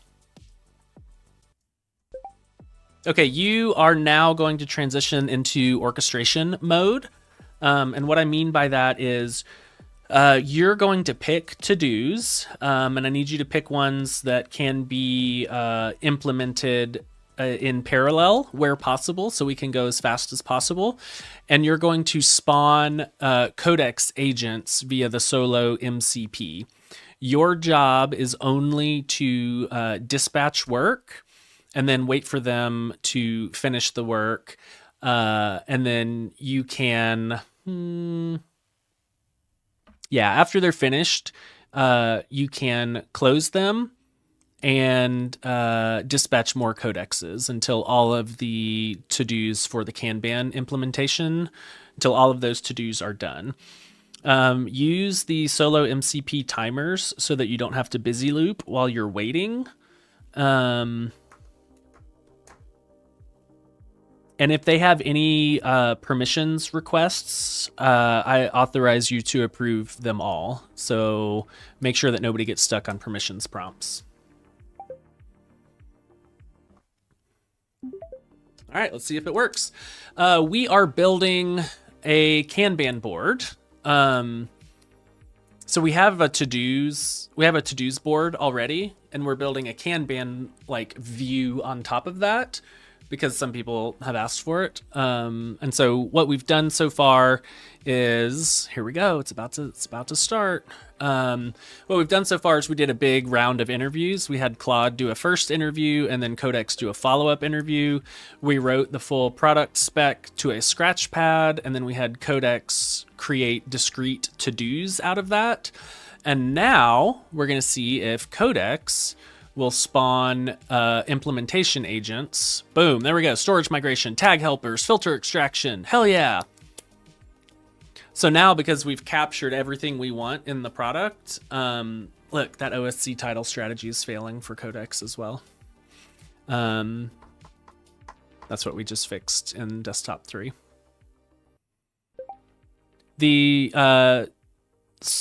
Actually, I don't know if that's true. Oh, and I just canceled that instead of canceling my speech to text. Sorry, continue. So it spawned 3 agents, named it whatever it wants to name it. And it's about to start sending input to those. So now we've got the full product spec detailed. We've got all of the tricky decisions documented. We've got all of the to-dos created. And now we just watch. So these are just waiting. Pre-push passed. Okay. You can push. There we go. Look at that. It sent it what its jobs are. You are worker K780. You are worker K781.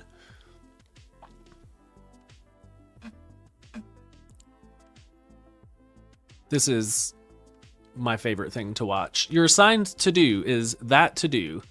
You are not alone in the code base. I didn't tell it to say this. You're not alone in the code base.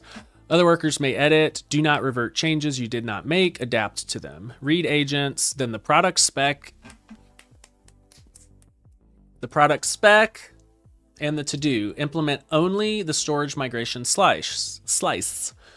Ownership, acceptance criteria. Do not implement all of this stuff. Add focus tests. You can mark to-do 780 complete if the criteria is met. Perfect. Yeah, the idle timers are... Okay, so it set its own timer. Great. It set its own timer for 5 minutes from now. So you can see this little icon here that it says it set a timer. Yeah, Solo's idle classifier reported them idle too early. I know. I'm fixing it. And so here's the timer down here. Kanban orchestration check-in. Inspect workers 780, 781, and 790. If they're blocked, approve. If they are done, read the outputs. Continue orchestration only. Do not implement locally. So this codex set its own reminder timer. And so it's done. Like it's not burning tokens. It's not busy looping. It's just chilling. And in 3 minutes and 42 seconds, Solo, the application, will inject that timer as a user message, and then Codex will wake up and continue the orchestration. Ta-da! All right, we got to fix that idle. Okay, I just pushed from desktop 1. I pushed that missing commit. Can you go ahead and pull that down? And then I think we need to make the same change for the OSC title strategy because Codex in my currently running Solo, Codex reported idle when it was not idle. And I think that's because we're stripping the glyphs on those titles as well.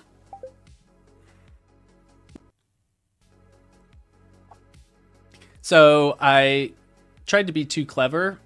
Actually, no. I tried to be the right amount of clever. And I forgot that one of our paths precluded me from being clever. So we're trying to fix that now. Matt Kinnersley. Whoops.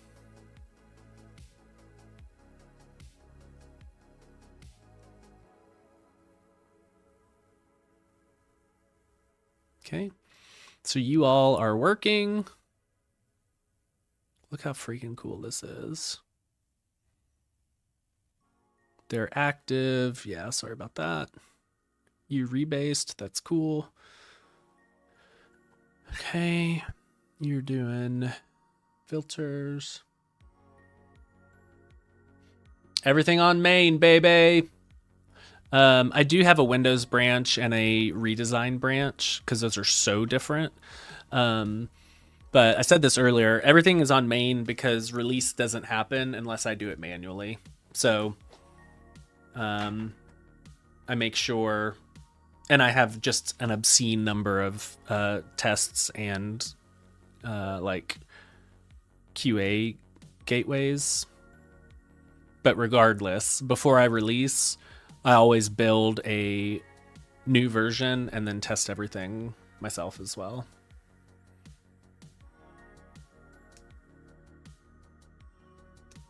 Cool. Thank you. I want to see this timer. Watching the timers fire is super cool. So we have 1 minute and 10 seconds until this timer fires. 1 minute and 10 seconds is the perfect amount of time to check x.com, the everything app.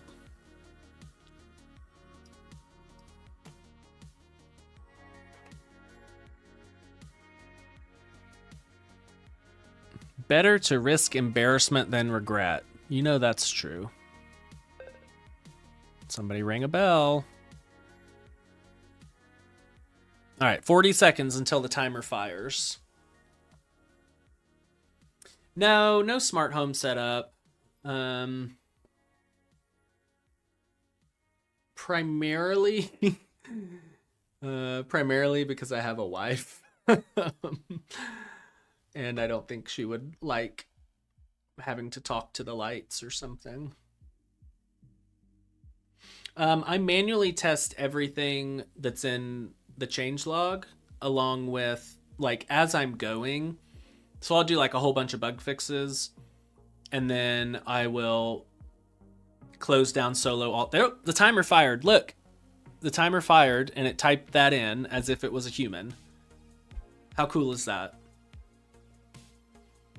Now it's reading the process output from its child agents. So it's like, yeah, what are you guys up to? And then it's going to decide, let them cook, or look at that. It's reading the raw output. So I'll fix a whole bunch of bugs, close solo, rebuild it, and start using it again, and make sure that all those bugs are fixed. So I don't just wait until, and like we've seen here, I'll launch a fresh instance to verify that bugs are fixed. Look, it closed a process. It sent input. Look, this is so cool.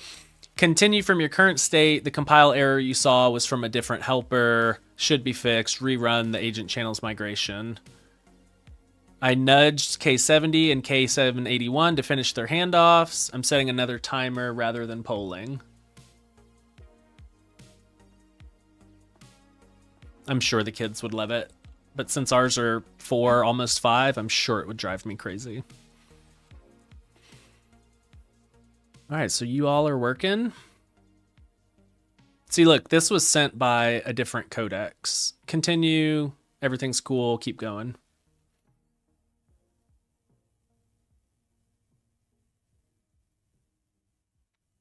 I'm curious to see the end result too. All right, because we're currently fixing idle. Yeah, me too. Because we're currently fixing idle timeouts, I'm just going to go ahead and fire this manually. Fire, boom. Look at that. Fired it manually.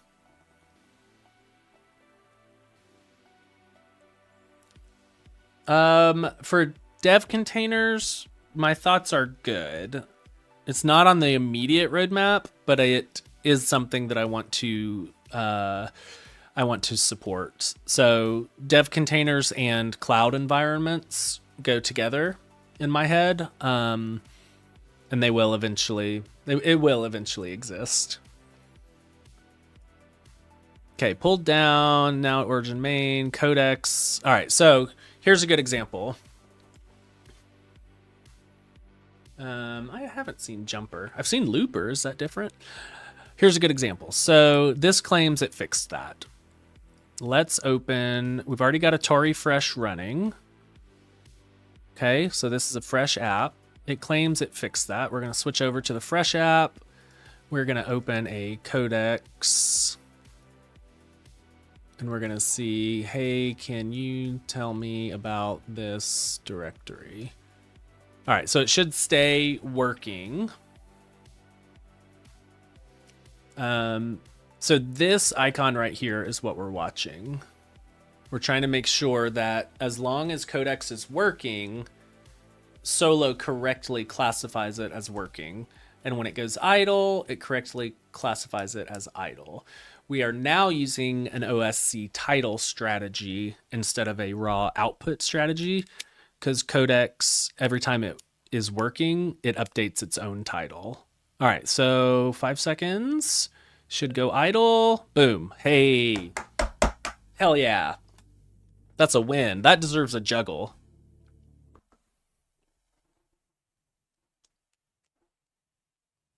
Not bad. Still got it. Okay. All right, so I confirmed that that worked.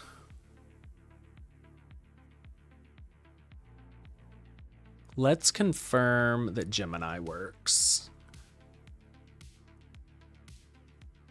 It works, it works, it works. Yeah, it's so cool to watch it fix its own stuff. Hey, this is a Gemini thing. This is not a Solo thing. I've tested that in Ghosty and it looks just like that. Hey, can you tell me about this directory? All right, so we've got working state. You can juggle it all. We've got working state. Good, good, good. It is actually working. Ready? Switches it to idle. Hell yeah. Woo! Idle detection. Much better. If you haven't liked the stream on YouTube, please like it because idle detection is working now. Okay, update the change log. Well, here's something. Are there any other tests we should add to lock this? I confirmed visually that it's working. My eyes red hurt from white screen. That can't be right. Good thing I have eye drops. All right, so Matt Kinnersley. Did we push? Yes, Matt Kinnersley's issue is fixed. 2 useful follow-ups.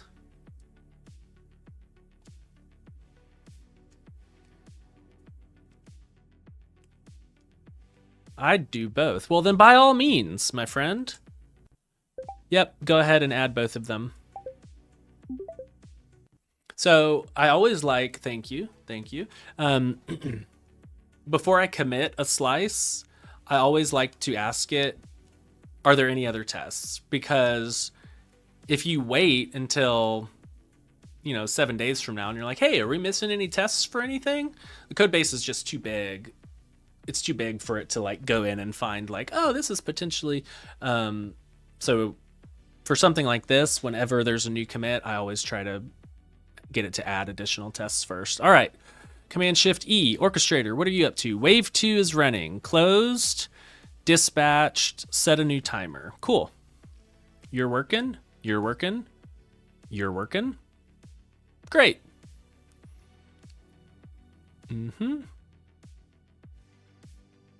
Cool. Y'all, it's working. This is the hot reload. I guess I could kill that because I'm done testing. Don't need you. How cool is this?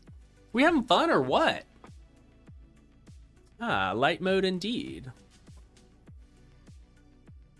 I do like light mode. The new redesign has multiple themes. So you can have like GitHub Dark or what's that one? Monakai. It has a lot of themes built into it. Okay, you all are still working. Let's check on the mobile app. Let's come over here. This has been working for days.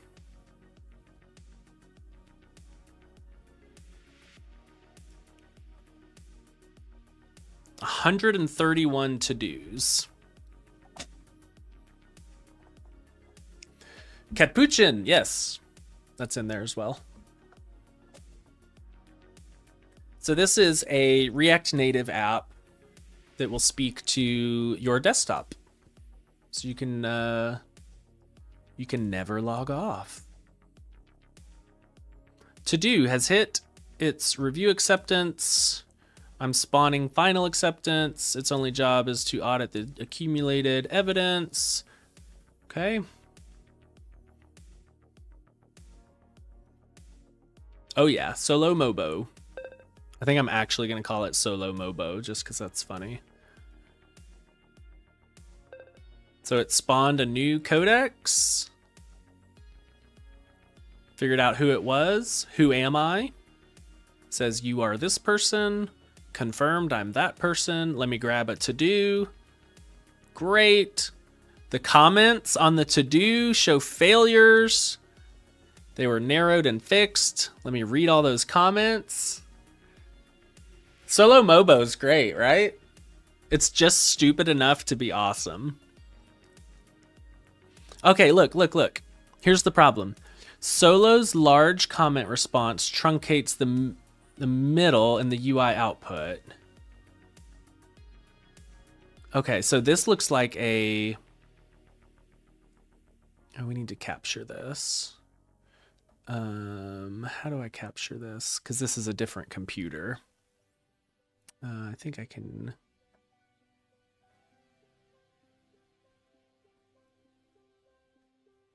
No, stop. You're looking all over the place. That's fine. Whenever one of these agents does like a find, it searches the whole system. Where was the issue? There we go. So what I'm trying to do is make the MCP better.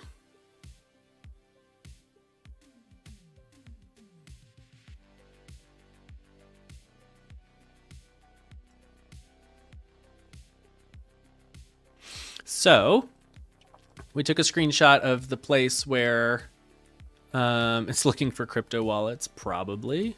Not going to find any on my machine, that's for sure.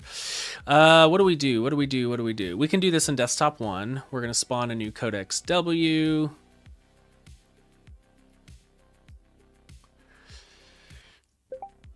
I had an agent using the Solo MCP, and it ran into this issue that I want you to investigate. My take on this is that it was trying to read a comment chain off of a to-do, and somebody truncated it. It might have been the codex MCP response. But what I want you to figure out is, do we currently have limit offset for to-do comments? I know we just added that for listing to-dos themselves, but I'm not sure we have that for to-do comments.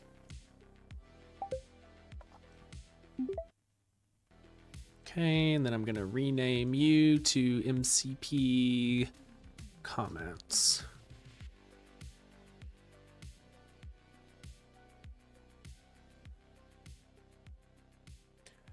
Solo doesn't accept accents for other languages. I'm not sure what you mean by that. If you could help me understand that.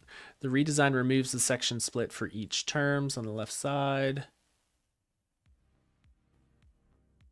Yeah, the left side gets a lot more compact in the redesign.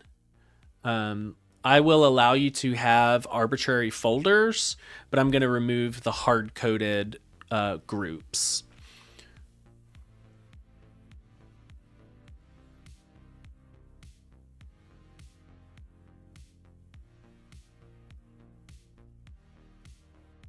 You can't use quotes or single quotes. That seems bad. Yeah, I think it is. And I'll be honest, I don't fully understand the option key issue. Try turning this off. Use option as meta key. Try turning that off and see if it works. Because in theory, this is the one that's supposed to allow you to type accents, in theory. But if that's not true, please let me know. Okay, yada, yada, yada. Okay, update the change log, then run pre-push. What are you guys up to? Complete? Complete. I'm not waiting 20 seconds. Fire. The reason it can't use the fire when idle is because we broke the idle detection. Tilde and backtick don't work either. What kind of keyboard do you have? Tilde, backtick, yeah.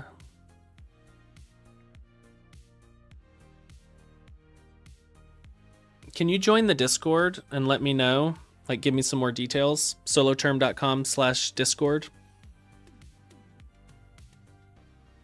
Swiss keyboard. I might have to get a Swiss keyboard. What do you say? Yeah, there you go. Comment list does not support limit or offset. Oh, no, we added it to scratchpad list. You're right. You are correct.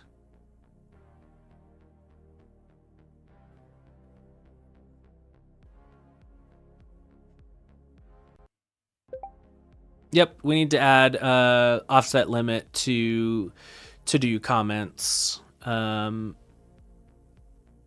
the same way that we added them for scratch pads. And while you're in there, let's add it for to-do listing as well, just so that scratchpad list, to-do list, and to-do comments all have offset limit. ABNT2. Yours is just a QWERTY MacBook keyboard. Well, that's odd, isn't it?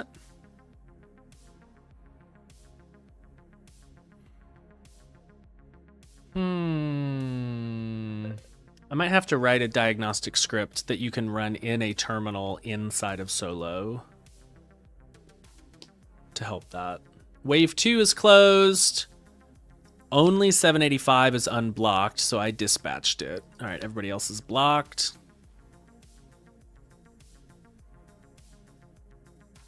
There we go. We're getting close. You use the MacBook keyboard. Oh, did you already add it in Discord? Thank you. I will look. All right, so that updated that. Are you still cooking over here? You are still cooking. We can launch Windows and see how that looks. You guys want to see how Windows looks? How do we do that? We go to Jump Desktop.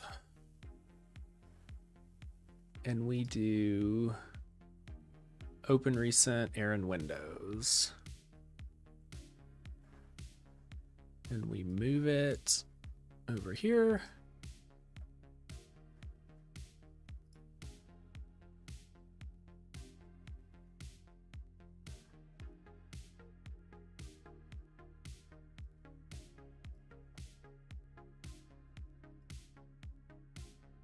Okay. Here's the Windows machines. There we go. All right, let's just launch a new.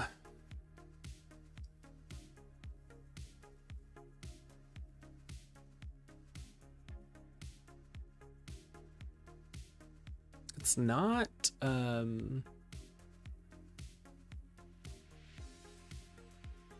It's not yet done. I'll say that. Oh.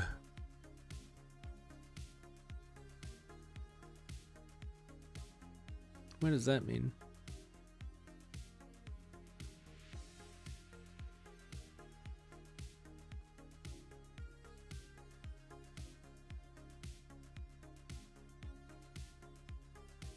I don't know what that means. You know what that means. God, Windows is impossible for me to use. That means we ask codecs. Solo. Nope.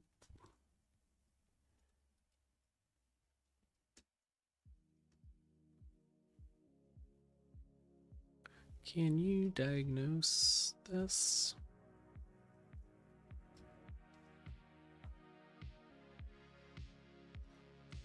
You're still working. How's our Kanban looking? Almost done. How's our pre-push looking? Almost done. Orchestrator's just chilling. MCP comments is working.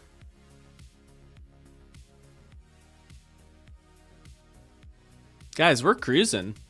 Ah, thank you, Mike. How are we doing on likes, by the way? What are we looking at? We've been streaming for 2 hours. The goal is 3. We're building a Kanban board. That's good. 100 likes. I just don't feel like we're gonna hit it. My like game is weak. 50, halfway there. Okay, I was gonna go check, but halfway there. You know, you gotta start somewhere. I could really go for a Celsius right now. You know what I'll do instead? And don't tell... The Discord link expired. Oh no. I didn't know they expired. Oh, I'm sorry. I'll have to fix that. So it's checked on it, said it's still working, started to do something else, and set another 5-minute timer for itself. 63! That's what I'm talking about.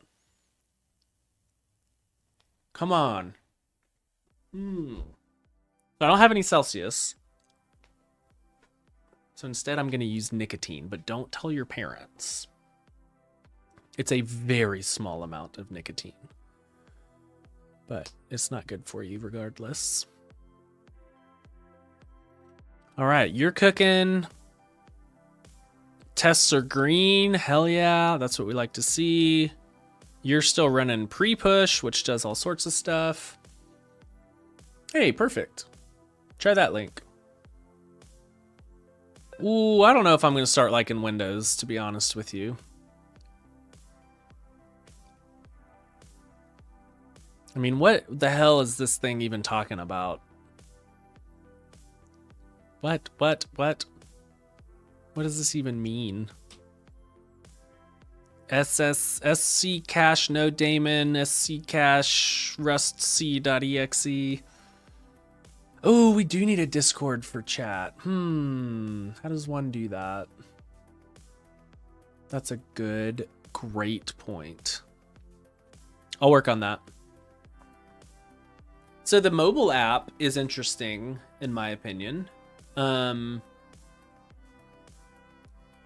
haven't seen it yet. But I did the same kind of thing that we did for the Kanban board, although it was much longer. I did the same kind of like product scoping for that. And it'll be interesting. Family more moves are weak, babe. I don't know what that is. Spin up an agent for Discord command. That's good. There's a SaaS bot. Yeah, I have... what is it called? Nightbot, maybe? Streamlabs thing.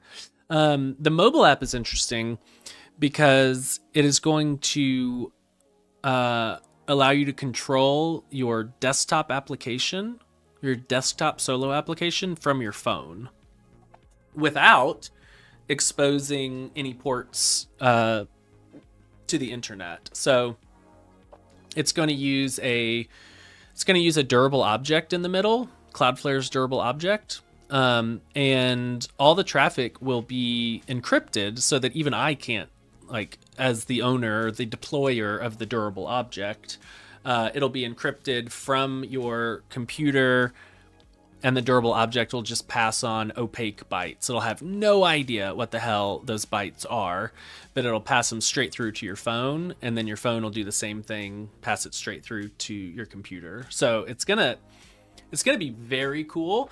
And this is one of the video title from LA Turtle. Okay. It's one of the benefits of having written my own terminal, which is a stupid thing to do. It's one of the benefits that I can control the transport.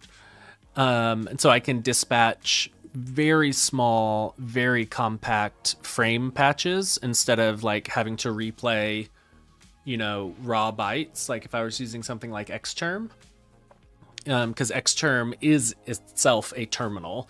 What I built is the front is basically just a dumb renderer, and the actual like terminal guts are in Rust on the back end, and it ships frame patches over the wire.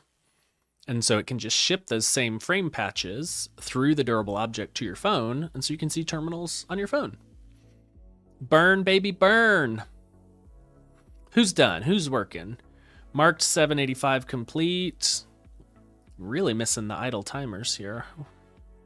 Okay, so those idle timer fixes are clean.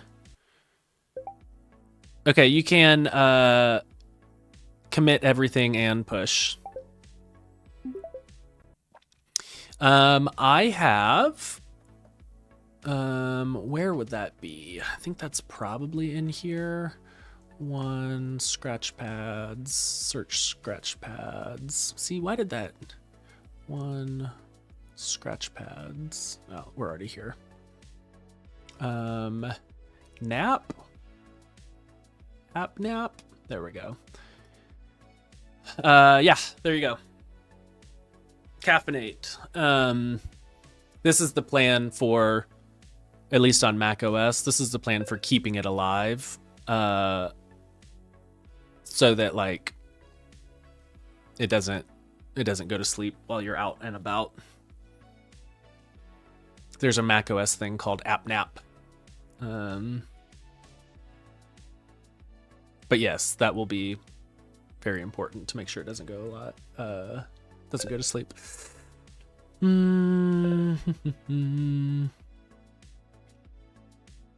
How often do you find yourself having to dive into the code yourself? Or is it all fully AI done? Two-part answer to that. I have not opened an editor for this app ever. So that's kind of like the flashy headline. The reality is like what you're seeing here. I'm also not just vibe coding, So I am keeping my hands on the wheel pretty tight. Like I was able to talk to that agent, this AMP idle agent. I was able to talk to this one about the OSC title strategy. So like I'm pretty aware of all of the architectural blocks that are in here. I didn't write them myself, but I can go to this agent and say, hey, we just implemented an OSC title strategy to get away from the visible bytes strategy. Here's what is failing. Here's why I think it's failing. Who are the other agents using the title strategy? Yada, yada, yada. For MCP comments, I'm able to go in and say, we have limit offset for scratch pads. We don't have limit offset for to-do comments. And so I have this weird like memory palace in my head of how this code is all structured. I'll even tell it something like, hey, we need a different struct here. We need a different class here so that we can encapsulate this behavior, but I'm not writing it. So I watch it all, stream by. And like sometimes I'll see it take a bad path. It's like, oh, I'm going to special case Gemini for this. And I'm like, no. We're not special casing anybody. We need an actual durable, robust fix. Yeah, it's crazy. It's a brave new world. Yes, the Solo Mobo app. It's just so much fun to say. The Solo Mobo app will allow you to connect to your running desktop Solo instance. Okay, you're cooking. You're cooking.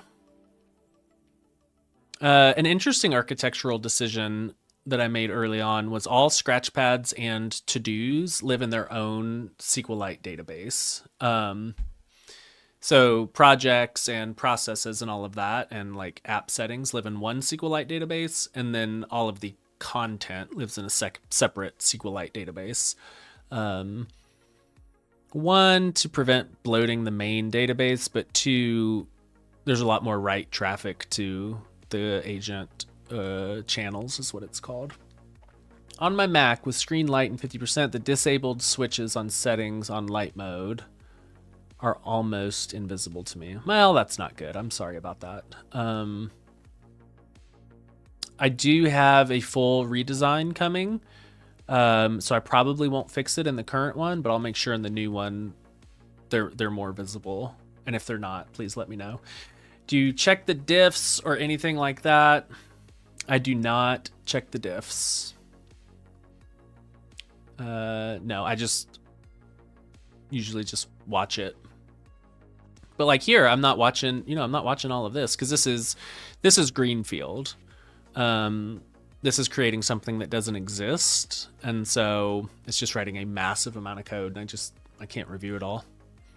You're still cooking. You pushed. What is that untracked? What's in that untracked directory, the Scratchpad review one?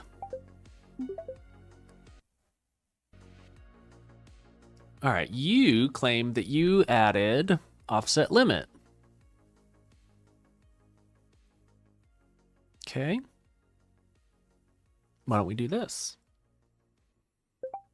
Can you spawn a new Codex W agent using Solo MCP and have it review all of our changes?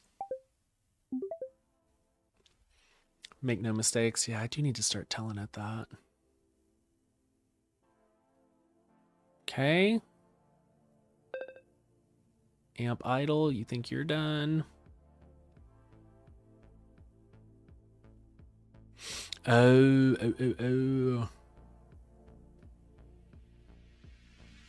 Yeah.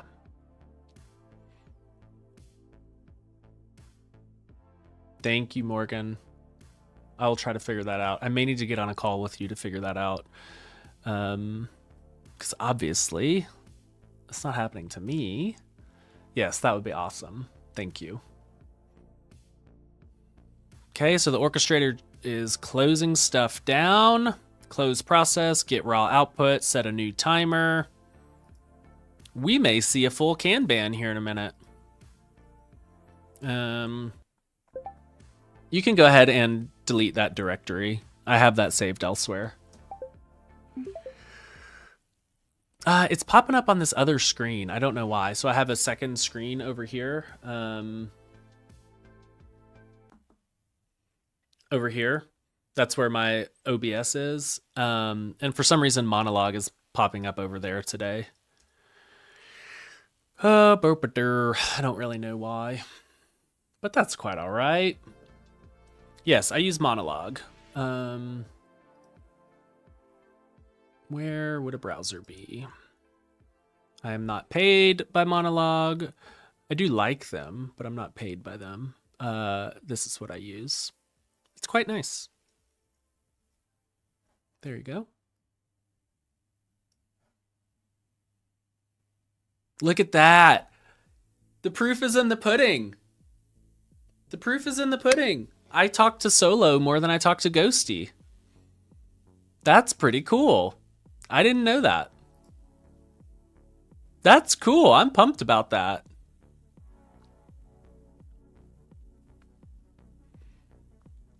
I feel like that's tweet worthy. Should we do a tweet? Should we tweet that? This is fun. This makes me feel cool. Let's see. That looks good. So we're gonna capture that. We're gonna make it look pretty. We're gonna apply previous settings. We're gonna round the corners. Let's round the corners a little bit. And then let's highlight. That looks terrible. What should we do? Let's draw a box around it.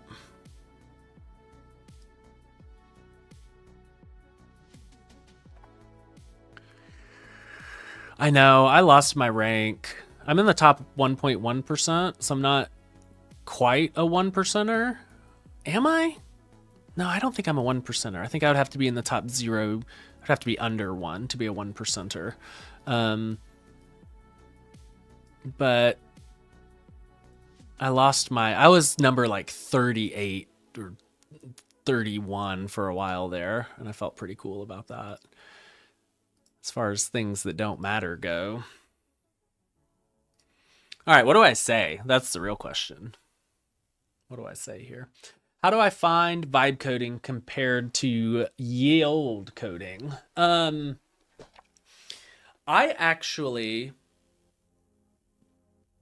have not lost any of the parts of coding that I like. I think that's mostly true.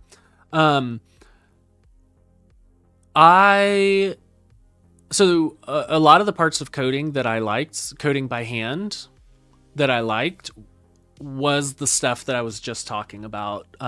The architecture, figuring out like what's a single path that we can do this in instead of littering if statements, like what's a data structure that allows us this affordance. That's a lot of what I liked about coding, was coming up with like this beautiful architecture that solves all my problems. I find that that's still possible with vibe coding. In fact, it's a lot easier, and I don't have to write it all by hand. And I think I also like the building of products. I've always liked coding. I'm not somebody that's like, I just code so that I can build things. No, I've always actually liked coding a lot. I've been doing it since I was 13. So I really like it, but there's also a big part of me that just likes building things. I mean, for goodness sakes, even building physical things. This wall is fake. Like, I built a 2x4 wall that just to have a backdrop. I just like building things, whether that's digital or physical. And I find that vibe coding, I actually don't like the term vibe coding, but I find that vibe coding still allows me to build things, and that's kind of what I care about most. I prefer agentic engineering because it sounds fancier and sounds more grown up. I get self-conscious when I talk to, well, somebody said something about their girlfriend. Can't bring myself to talk to my computer. My GF would think I'm insane. Well, here's an idea. Marry her, and then she's stuck. And then you can talk to your computer all you want. That's what I did. I get self-conscious when I talk. I press record, start saying, yeah, that's fine. Agents will figure it out. How do you prevent your agent from going ham and throwing in a bunch of unnecessary features? A big part of it is what we just did, which is like the interview process, product scoping type thing. I forget that this view takes away the music. I gotta fix that. A big part of it is like planning up front. So we went through, if you didn't catch the beginning, we went through a whole round of maybe 50 questions talking to the agent, and then had it write a scratch pad so that like all of those decisions are locked in, and then making discrete to-dos for each of them so that every implementing agent has a very narrow slice. Previously, I had ideas in my head about the architecture. Yes, exactly. Like, I have this idea about like the perfect architecture, and then you got to go schlep the code around to make it work. Yeah, watch it back, because we started with Claude Code, and I used an interview me skill, and then I had Codex read the product spec. and I said to Codex, what are we missing? Like, look at the code, look at the product spec, and ask me the open questions. Here we go. I just realized. Zamir, hang on 1 second. I just realized that I've spoken more to Solo than Ghosty now. Feels pretty wild.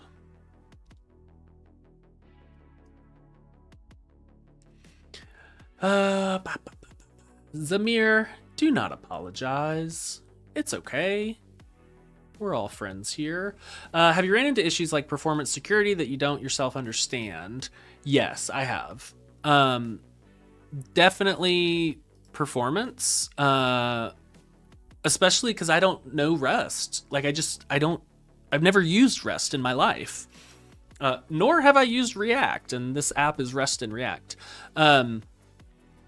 But using stuff like, this is where AMP, the coding tool AMP, comes in. There's a lot of great open source stuff out there, and you can go to AMP and say, use your librarian. They have a tool called the librarian. Use your librarian and look for Rust-based terminals, open source Rust-based terminals, and there are several, and some are not Rust-based, and it's still valuable. Like Xterm is just JavaScript, WesTerm, Alacrity, Ghosty. I think Ghosty is Zig.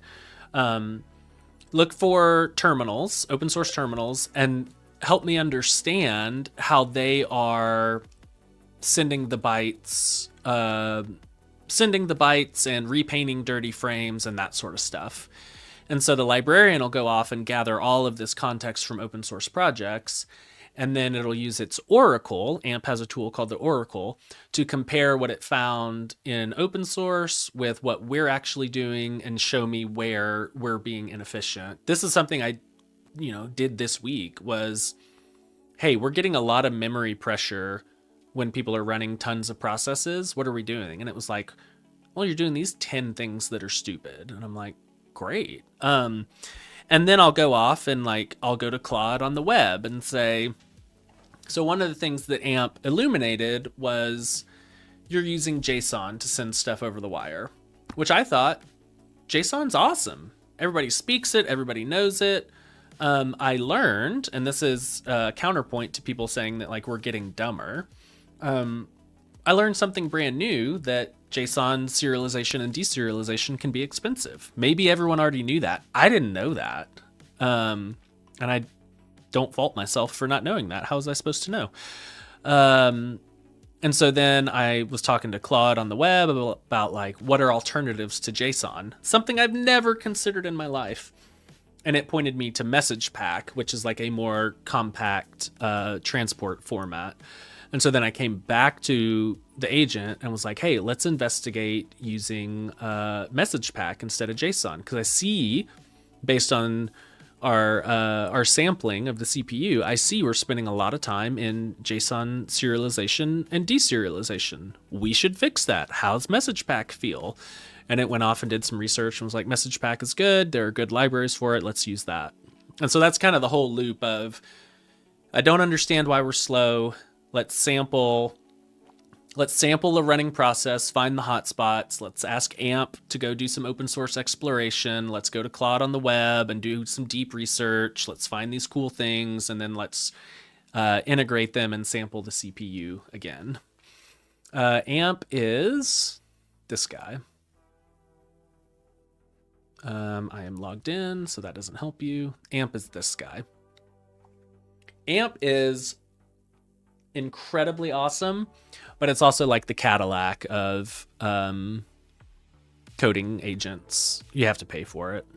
AMP is the only, you're welcome, Samir. AMP is the only non-first party harness that I use. So I don't use OpenCode. I don't use Cursor. AMP obviously doesn't have its own models. Maybe not obviously. AMP does not have its own models, but it is the best harness I think I've ever used.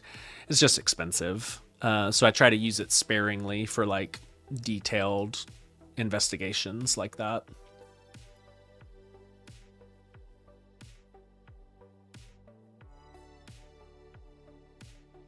What is this solo?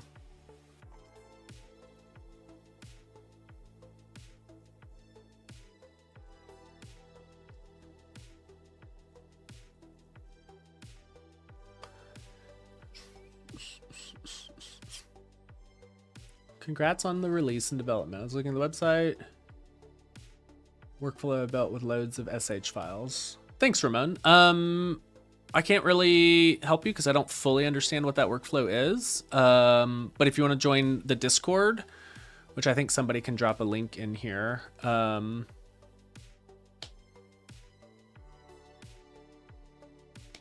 do, Ramon, I do have plans for making workflows like that a lot easier. So if you find it cumbersome now, check back soon and we can fix that. What's the orchestrator doing? Okay, so you're working, you're done. Cool. Oh, that sounds like something I would do. Photobombed your picture with Taylor. My bad, dog. Mike, will I see you? Oh, Laricon EU. So I probably won't see you in Boston over the summer.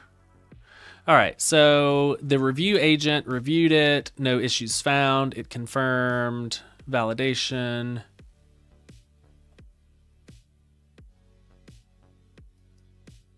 Do we have tests that cover that for scratch pads? If so, let's add tests that cover that for to do and comments as well.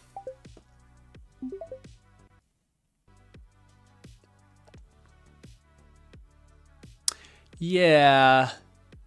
Oh, good. I'm glad the link worked. I think vibe coding, you know, Karpathy coined it, so it's not like it's all dummies. But I think it has become co-opted by non-technical YOLO make no mistakes folks. And I don't hold any grudges to non-technical people coding with AI. My only hesitance is the people that are like, I don't know, the people that are like, make this work and don't have like a frame of reference or like a mental model of what's going on. Because if you just say like, make this thing work, what any of these agents are going to do is try to please you and take the narrowest path to get there. And I think that's where you end up with a slop code base. No Laricon US. Yeah, that's makes sense. It's a long way. It's more like toddler engineering. Yeah.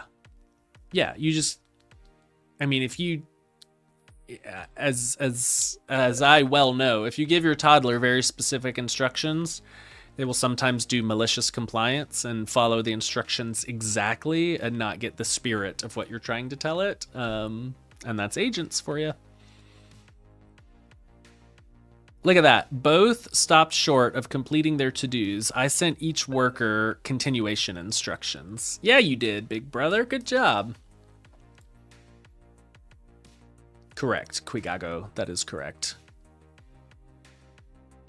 No videos yet. I am dipping my toes in the video waters with streaming, but I'm gonna start producing. A full series on solo. They both now assert. Perfect. Focus tests pass. Great. Okay. Update the change log and commit. Cool. Orchestrator's still cooking. Did Windows ever get fixed?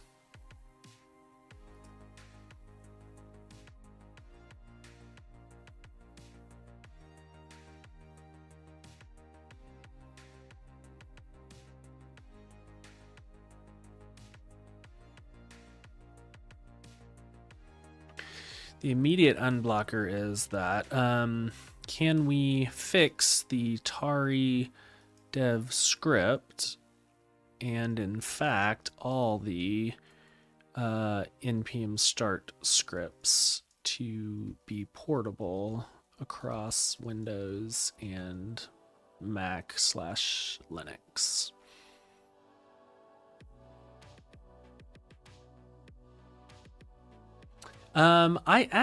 Somebody just asked me to create a scratch pad. Actually, that's my term. Somebody asked me to create a gist. And so I wrote this gist. Well, that's a little generous. I didn't write anything. Where are you? You're on YouTube? Okay, I'm gonna go to YouTube. Gonna go to my channel. Gonna go to here. Okay, I'm gonna go to YouTube. And I'm gonna paste that. I'm gonna go to my channel. That should help you along the way. I did, however, just have the agent do that. So you could just talk to your agent and say, hey, can you look at the solo MCP? Make sure you have the solo MCP turned on. And then make sure you have scratchpads, to-dos, and timers turned on. I have not really found key value stores to be that helpful. But you can add durable key value stores that agents can write to. I've not yet thought of a great use case for that. But it exists. This music is something I found called stream beats. So I asked Claude, I was like, hey, can I play music on my stream? And it was like, not if you don't want it to get taken down, but you could look at stream beats. So stream beats is like a royalty free, specifically for streaming. And this guy has he's got a ton of albums for it, which is kind of cool. Mobile app. Come on, man. It's been like 2 or 3 days now. Where were we? Orchestrator. Okay, we're getting close. Getting close. All right. I think you are done. You can push. I think you're done. Yeah, I don't need you at all. You can push. You're still cooking on the Kanban board. Boy, I am excited to see this Kanban board. Good. I'm glad you like it. Stream Beats is royalty free. Yeah, very, I assume very smart of him, because I imagine he's getting Spotify royalties, which is very clever. Good. I'm glad you're liking the music. I like listening to the music. And I asked on the last stream if people like music or silence, and it was like 50-50. But I think it's nice to have a little background music. And I've tried to pick something that's pretty like inoffensive so that most people would like it.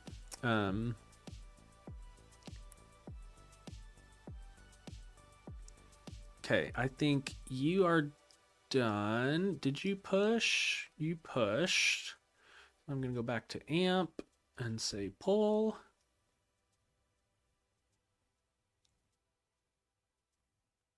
You're still cooking.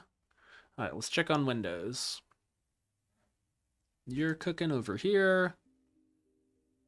Boy, PowerShell literally is a foreign language to me.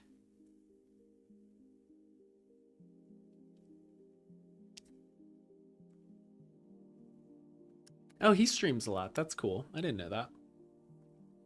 Lo-fi is where it's at. Agreed.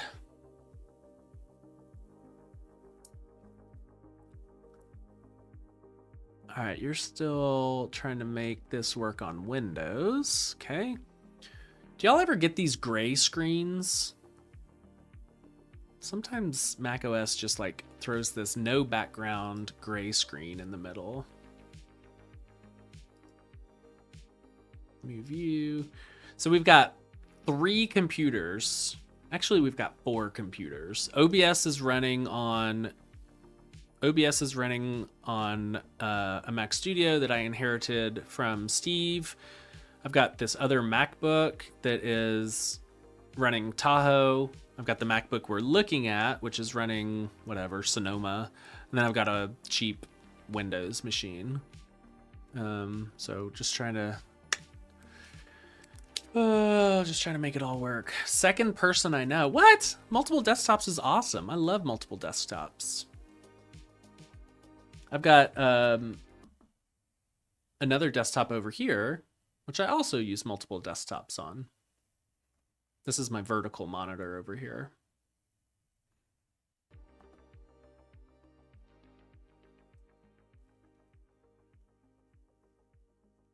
Good, Morgan. I'm glad you're liking it. PowerShell is definitely verbose. Yeah. It's crazy. How do you like Omarki or Omachi? I know that people freaking love it. I have a Linux box. I got a ThinkPad. So I have a Linux laptop out there. It currently has Windows on it, but I just flashed a USB stick with whatever, Ubuntu 24 or something. Question for everybody. How many non-developer people in your circle are vibe coding? Boy, I just don't even know what Hyperland is.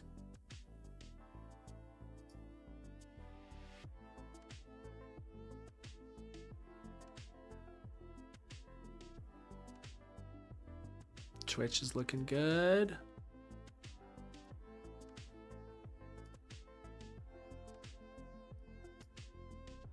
YouTube's looking good. Okay, all right. We're still alive. We're almost at the 3-hour mark, which means I can cross off a goal. If you have not liked the stream, please like the stream. I'm trying to hit 100 likes. That is the goal. I tried Omachi. Hyperland is window. Oh, I see.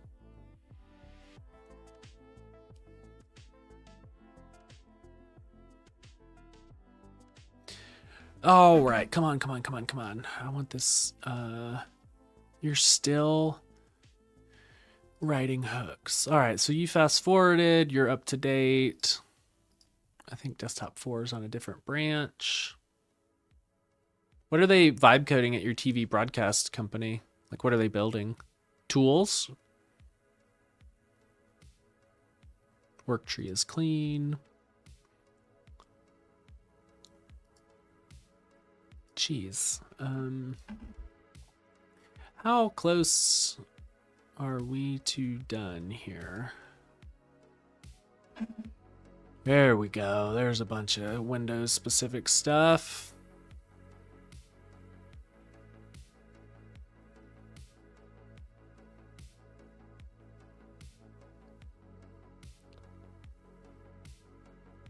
Multiple desktops, hell yeah.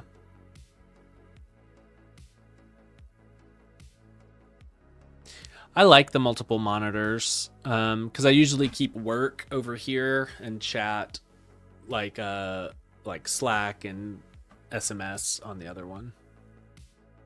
Project management tools. Checks out. Everybody's building their own tools. It's a good time.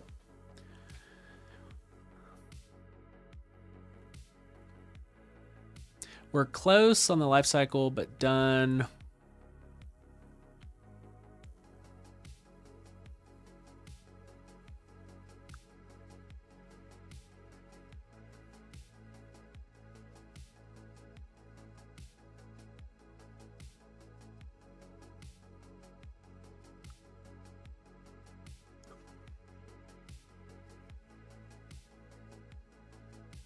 The production route still doesn't expose a mobile terminal controller, only the unsafe dev harness does. All right. Well, keep going.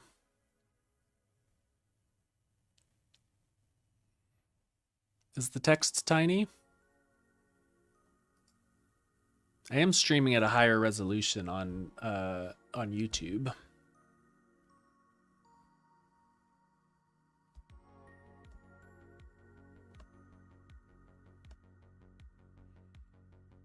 Ooh, I think it might be done. Solo timer fired. Should we have an orange? I think we're going to have an orange. That means we can't juggle anymore, but Let's slice an orange here.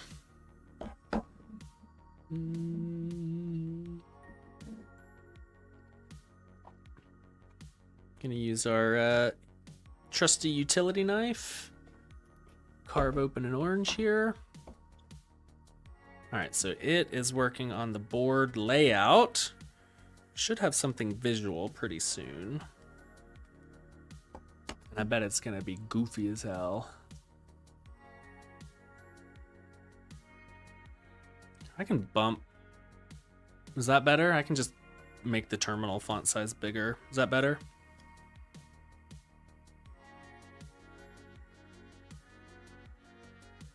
Hey, thanks, Josh. Just, you know, writing some code, having an orange, talking to the friends.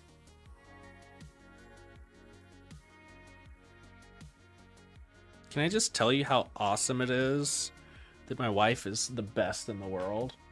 She makes me a sandwich and an orange every day. I guess she doesn't make the orange, but she packs the orange.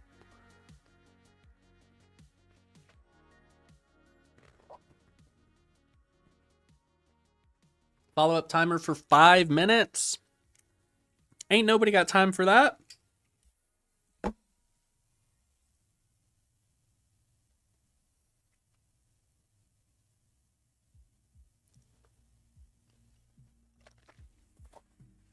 She does put the W in wife. The newspaper design for the personal website became too much to manage. So instead, we've gone with this design. We'll wait for this to build. Oh, wow. That's already built. Can I show you something freaking awesome? Yeah, the pillow. She's so sweet. So, Solo noticed that this is a Laravel project, and it noticed that it spat out the app URL of lifeos.test. And so now on this npm command right here, I can click this button. And it launched on the other screen, and it opens the LifeOS URL. Ta-da! Isn't that cool? So Solo will always notice when it binds to a port and give you the option to open that port in your browser. But it also has special casing for Laravel, where if it spits out an app URL, it'll pick that up instead of the port.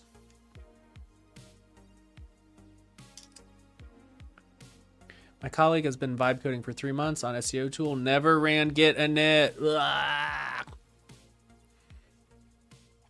This is the new, so it's not newspaper, instead it's stationary. So this is the new design. You want to see how that drawing is made? I need to get another napkin. This is quite the juicy orange. Give me a second. Don't go anywhere. Make sure you like the stream, though.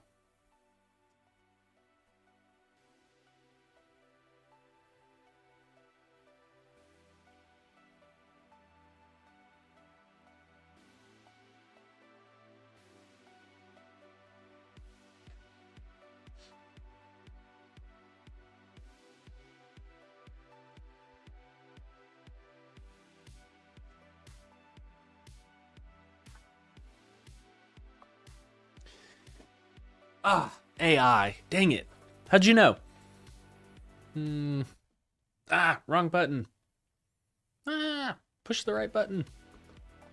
All right. How is this image made? Well, Morgan spoiled the fun and said it was AI. Dang it. Right you are, Morgan. All right, let's do this. Let's start the queue worker. There we go. No clue. There we go. I appreciate that. All right, so the queue worker is running. Let's just check on this big dog. All right, so you're still cooking. Okay, so if we come to admin, we do the dev login. 3 hours done? All right. 70? That's good. All right, let's ask Codex. Can you update the 3-hour goal and mark that as complete? Oh, that's the wrong.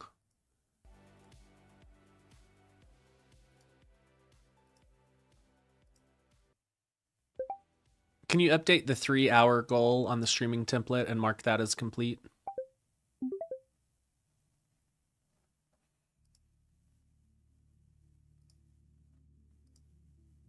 All right, let's make a cool image. So I have a few. 71. We're getting close. We're getting close. I'm Gen Z. I like the fun. You Gen Zers.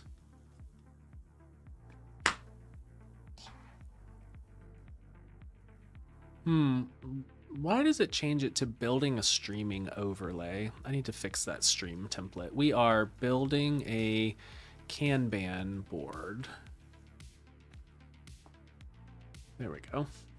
All right, let's find a real image of me. I'm not gonna let you see my Google Photos, you big weirdos. Let's find a real image of me.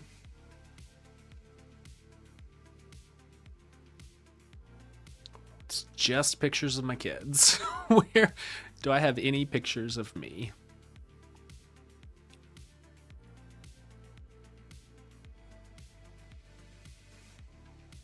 Here's a picture of me. Okay. You can close that.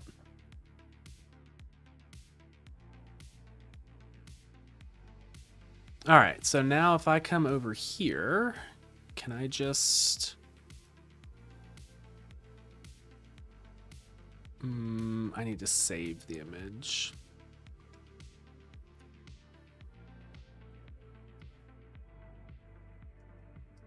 All right, let's save this. Now we're gonna upload an image. There we go. Wearing the same sweatshirt. I guess I only have one sweatshirt. Let us do sketch from reference. Let's try that. And let us try GPT image 2. We can do 2 variations. Generate. GPT image 2 takes a while. So let's check the queues. Yeah, so it's processing that job. So we'll see that in a second. 9 seconds. That feels like it might have failed.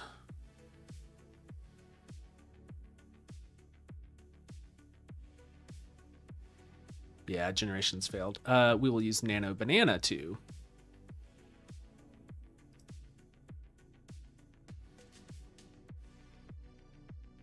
Haven't actually tried the image to image thing with GPT-2.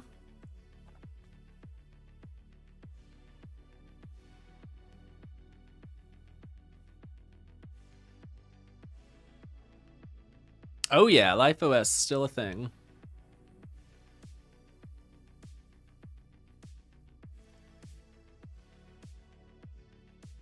Still cooking.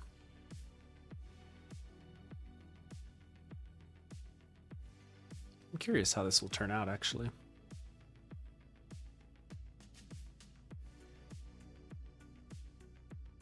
I don't remember if sketch from reference or blog illustration or ballpoint pen is the right one, to be honest. Hey, I mean, that kind of looks like us. It's not crazy. Let's see what ballpoint does. Nano Banana, ballpoint, reference image, regenerate. Oh, I think this one might be better. So while those are cooking, let's come over here. Boom, there we go.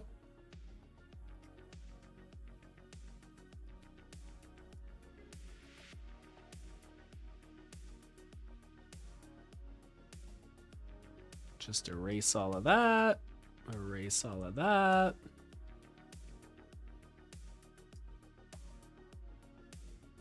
Brush size, make it bigger. Look at that. That's an image, huh? Look at that. Will Solo be able to display images in the terminal or present a play button? Boy. I don't know.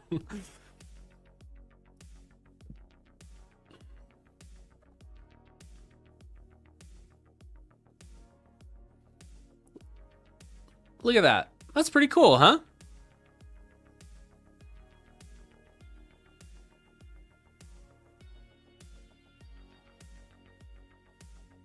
Let's see what this other one. Oof. A little too messy, if you ask me. I don't know. It's kind of cool. Not really the style that I want. Let's see what. No, I don't do much from LifeOS right now. Let's see what blog illustration does.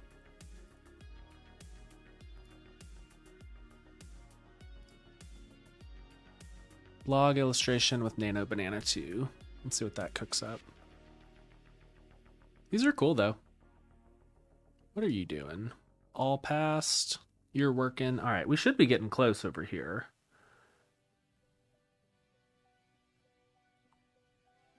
Geez, how many more?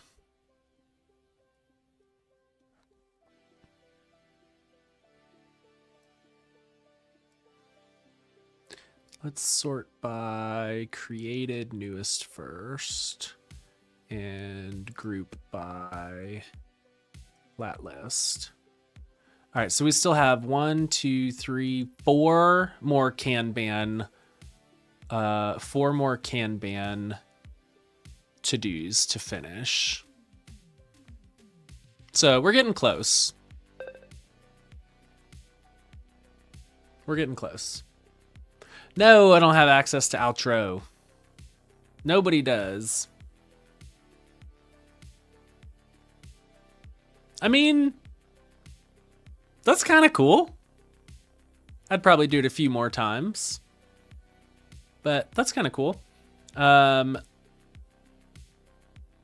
What I would do now is I would come over to edit and I would do a brush erase, big brush size, and I would probably, I would leave us solid and then paint everything else out, kind of like that.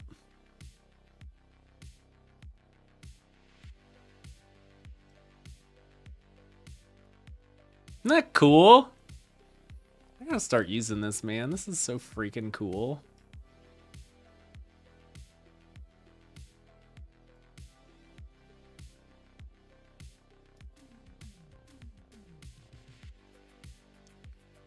Oh, look, went over the edge. Brush restore. No problem, man. Let's make this brush size a lot smaller.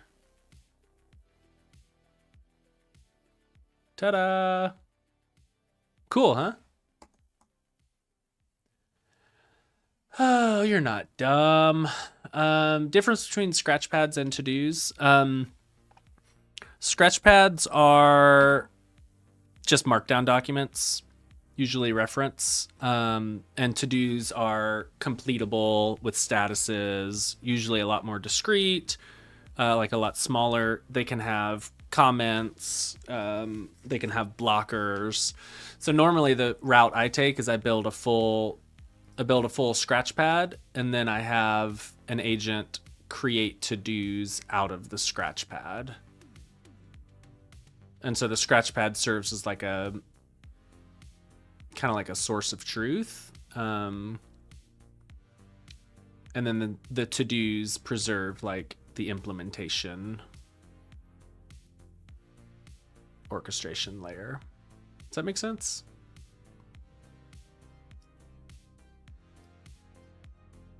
I don't know why I'm doing this. It's just so satisfying. A sunset to remember. Kind of lame, but sure.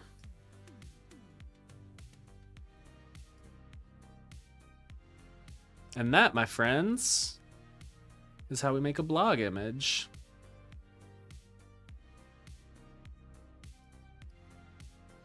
Oops. Cool, huh?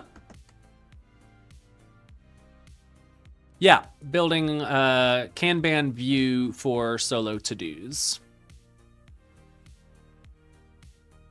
So it is holding off on K794 because it realized that K792 and K793 are operating in that part of the code base. You plan to make scratch pads using the agent, like a plan mode. Yeah, I always tell the agent to write the scratch pads. The only time I'll ever like write my own scratch pad is I just import one. So basically, if I do some deep research on the web, like if I do Claude or Gemini deep research, it produces a markdown document, and then I import it, put it in here, and then I point an agent at it and tell it, hey, I just did this big research pass. I want you to kind of like contextualize it into our code base, and then let's update the scratchpad. And then after that, I will tell the agent, all right, based on all the decisions that we locked in, let's go ahead and create to-dos out of it. Here's something. That should say desktop 1.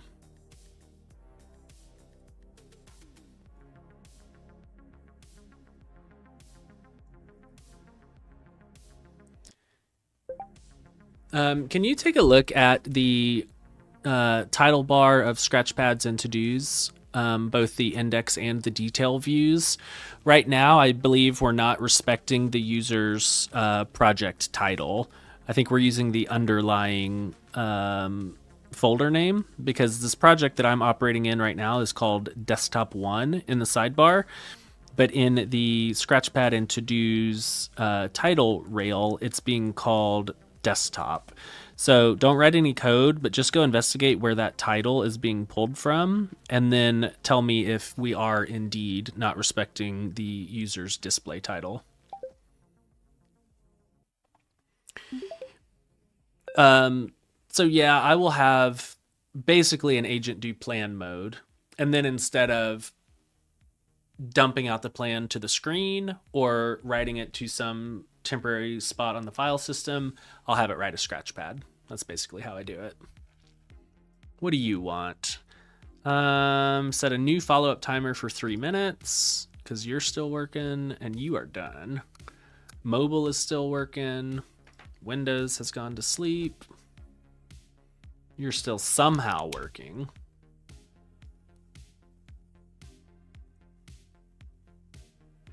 What other image styles do we have?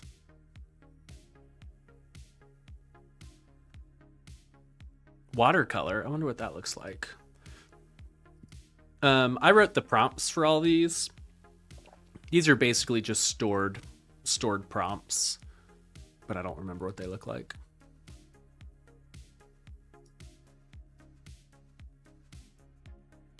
So the theory is when I need an image for a blog post, this is how I will do it. And the idea of having stored prompts will hopefully make it consistent across the whole blog.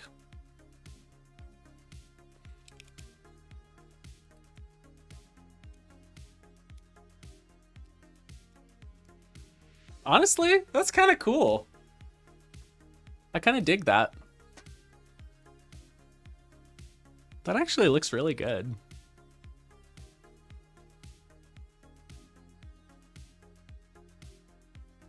I'm really happy with that. So let's see. Let's upscale it to 4K. So this goes through, I don't remember what API this goes through, but this goes through, I think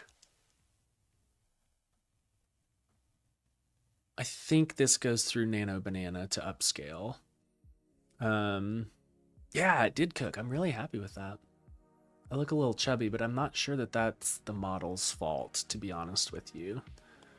but I'm working on that. So I'll upscale it to 4K, and then I'll do a remove background on it.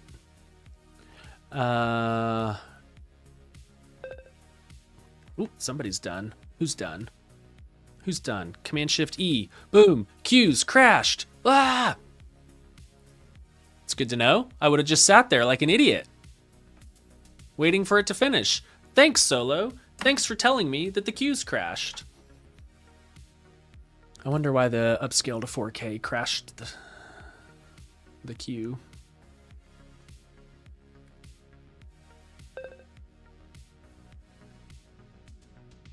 Upscale image job is running.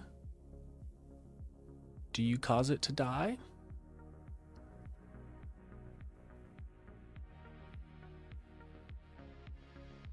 Let's jump over here. Yes, title rails are using the stored project name. Come on, man. The sidebar does the right thing. Get project display title. Yup. Great, we see why. Okay, can you write a failing test first for both Scratchpad, Scratchpad index, Scratchpad view, to do index, and to do view? Write red tests for that and then drive them green. See ya, Timothy. Or I don't know if that means you're leaving. Maybe that just means you're not in the office. Either way, cool, Timothy. Don't leave if you're not leaving. 26 likes. Guys, go like it. Also, we got to figure out why the goal for build Kanban is blue. So that is a stream. It's just a web page. It's just a overlay. That's just a Nuxt app that's running locally on the Mac Studio in the back there. Yeah, upscale fails. I wonder why that fails. You know what? We could ask Codex. Can you pull the logs and see why the latest upscale image job failed?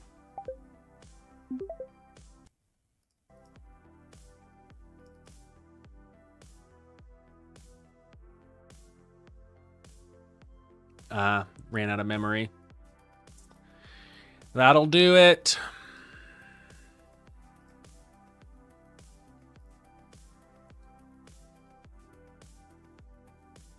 Oh, maybe that one worked.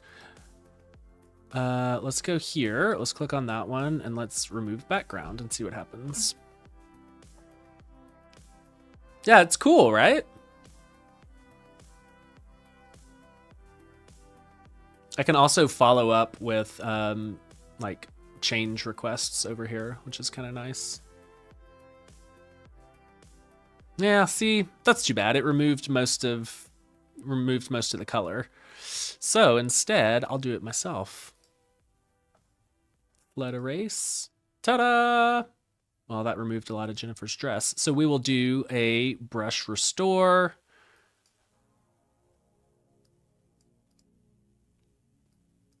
Let's make the brush size bigger.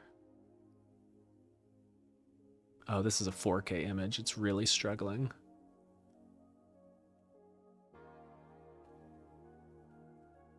Wonder how we make that more performant. Oh, that's cool. I'll probably restore all of this up here.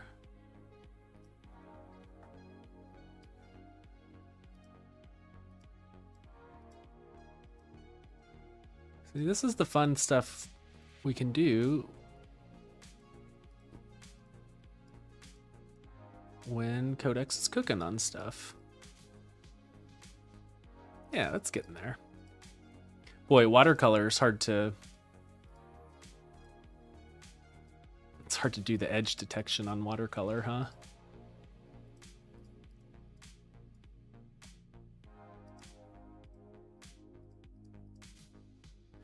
Oh, then would I have to come back and paint those edges? Probably. Okay, Timothy, good. Phew, glad I didn't run you off.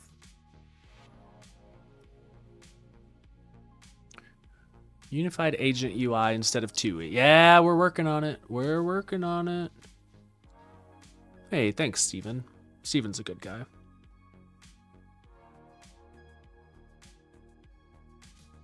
Unified Agent UI is coming.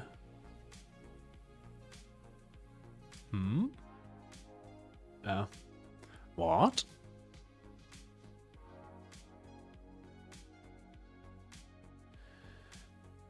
How's it technically put together for license with Solo Pro? Can you restate the question? What do you mean? How's it technically put together with license? Like, how does the licensing system work?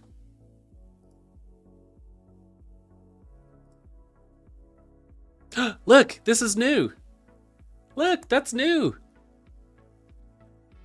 So this agent has locked that to do, and it shows it in the top right corner. Get out of here. So it says this agent's working on that, and you can click on it. I should probably add indication over here that it's also locked. Dang it. F. Isn't that cool though? Oh, you know what else? Somebody said that was a really good idea.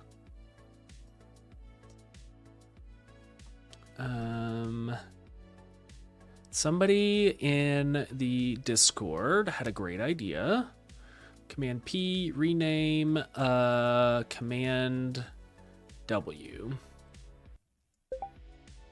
Right now, when you are on a scratchpad or a to-do and you hit Command W, we don't capture that like we do on terminal processes. So on terminal processes, Command W closes the process, but when you're on a scratchpad or a to-do, Command W has no special case, and it falls through to the global Command W, which is close application. Instead, I would like Command W on the scratchpad index, scratchpad detail, to-do index, and to-do detail. I would like on all four of those screens for Command W to take you one step back in your navigation history. Don't write any code yet, but explore and tell me what your plan is to make that happen. So we keep a recently visited history list. So Command E is your jump palette. And Command E is ordered by the things you've visited the most often, or like most recently, not most often, most recently. So we have a history stack already. And so I think this should be relatively easy. Command W can just move you back one in the history stack. That's my hope. When viewing a to-do, it'd be cool to have a button or command to assign it to a new agent. Hell yeah, it would.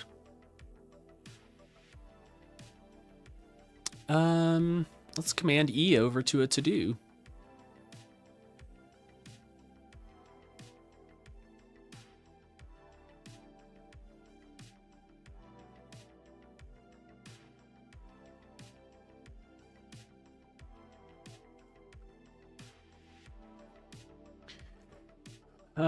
What do we think? In the drop down up here?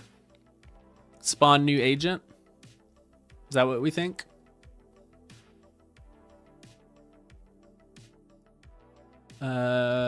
Real coding rip? Yeah, I don't know.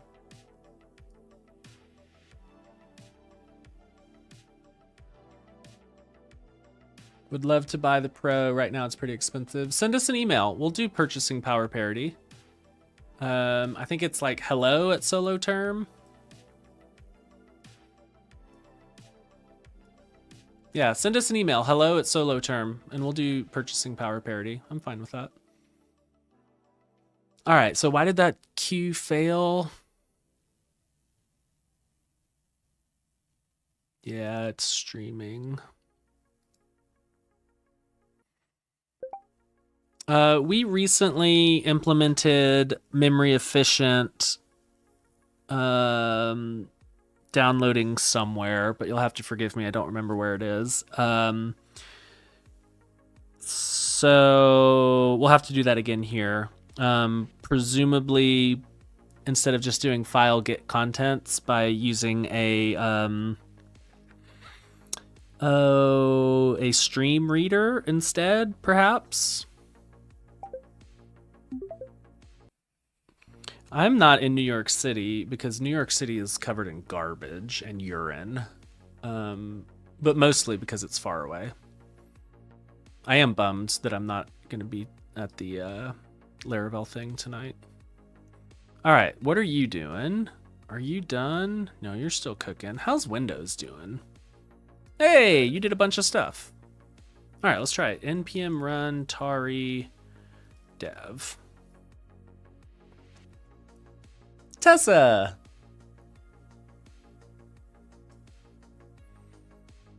Tessa's a Texas friend. She gets it. She gets the New York City hate. Dallas is more clean. Anything is more clean, except maybe parts of San Francisco. Anything is more clean than New York City. Although I will never reveal political preferences, but it does seem like they're trying to get trash off the streets in New York City, which seems pretty obvious to me. I also saw they're trying to get scaffolding off the streets. That's one, hey, Mississippi, just to the right of us. I guess when it's directions, that's called east.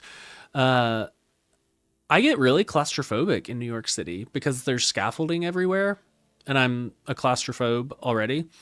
And so I just don't love the scaffolding. Hey, Laricon Boston. That's what I like to hear. I think my wife is coming to the mostly technical pre-party. Laraprom. If you have not liked the stream, my dear friends, I'm trying to hit 100 likes, which I know is a pitiful amount, but you got to start somewhere. Mid verification. It has the board wrapped in D&D kit. That's good. We already have drag and drop implemented in the app, so we don't have to introduce a new library. So that's good. All right, Command W. Command W is handled by tab.close, only acts when process. Yep, that's correct. Command W, close the app. That is correct. History model already supports. That is correct. See? Somebody earlier asked about vibe coding. This is why, and I don't know if I'm gaslighting myself, but this is why I think I'm not vibe coding, because I already knew we've got a history model, we've got a Command W model. This should be very easy to implement. Go look at these specific pre-existing architectural decisions that we made, and we can have a narrow slot in here. I know Discord sucks, but actually I left every Discord server that I'm in except for the Try Hard Studios one, and I'm quite enjoying it. It's great. So it turns out I just didn't like being in super busy Discords. Okay, so extract the existing nav go back behavior into a small helper. I'm fine with that. Preserving stale locations. So if you try to navigate, if your history contains an item that has since been closed, obviously we skip over that. In the tab.close handler, read selection first. If it's to do or scratch pad, call prevent default stop propagation, run the go back helper. Correct. Existing process behavior unchanged. Correct. Commands can't be closed by Command W because they are persistent. Correct. Add focus tests. Hell yeah, brother. Sounds good. Let her rip. Okay. How's our orchestrator doing? You're chilling for another 2 minutes. All right, so Command W. All right. We're looking good, folks.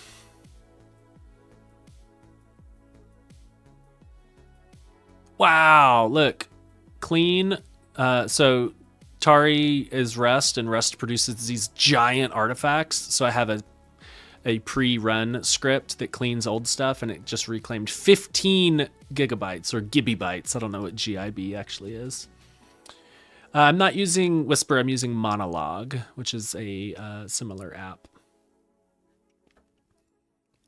You're done, so I can close you. To do titles. Yep. Okay, you can commit just your narrow slice. Don't obliterate anyone else's changes. Okay, you're done. Proposed a plan. You're done. Are you fixing? Boy, my typing has gotten so much worse.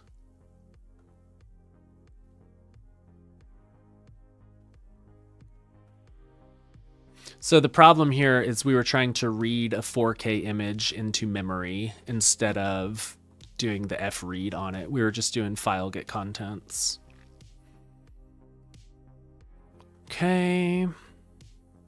Drag and drop, still in progress. All passed. Let's fire that timer, baby.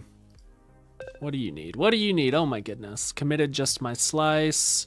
Can you go ahead and update the changelog too? Sorry, I forgot to tell you that.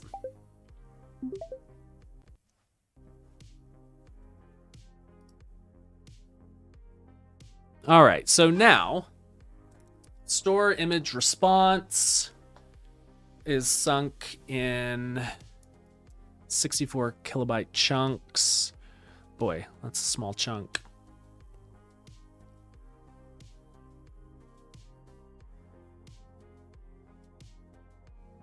All right, let's restart our queues. Queues are restarted. No, I don't use Caveman. I think it's adorable, but I'm not sure it actually works. Or matters, I guess. I'm sure it works. I just don't know if it matters. All right, so now let's upscale 4K. Upscale image job is running. All right, we'll see if that works. RTK, I don't know what that means. What does RTK mean? How are we doing on likes? Are we getting close to 100? All right, Command W now intercepts to do in Scratchpad selections, prevents native close, and moves one step back in the navigation history. I also factored Command left and Command right onto the same helper, so stale entry skips. Hey, cool, thank you. All right, let's launch a fresh instance of this app, Tari Fresh. Let's see if that actually worked. RTK on GitHub. Ah, shoot, I still don't know what you're talking about. What does RTK stand for? Is that something I should know?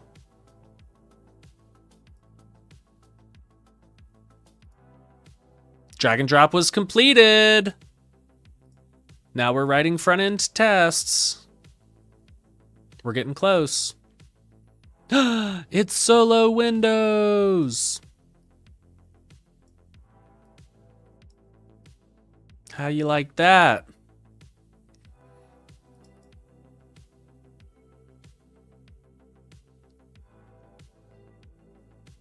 See, it's still like, what is this? Like, what is this?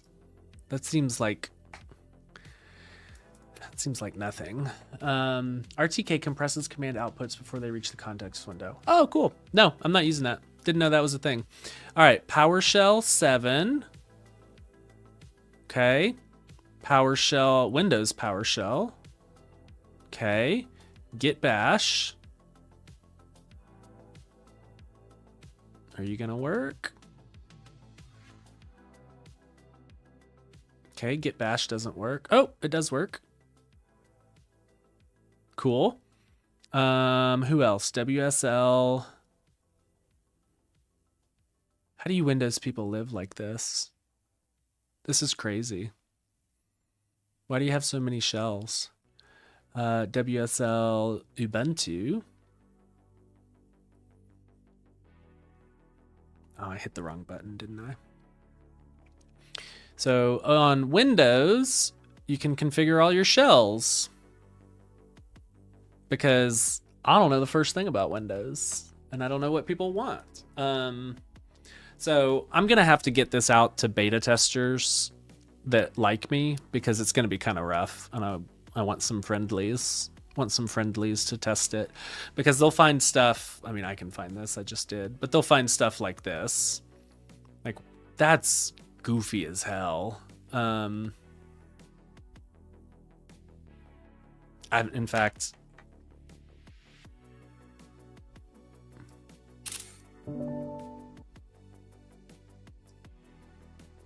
which one was that? Was that Git Bash? I don't even know what Git Bash is. I think that was, oops. I think that was Git Bash that renamed itself in such a goofy way. Yeah. Can you investigate why Git Bash shell renamed itself so ugly? For the other shells, it correctly shows terminal.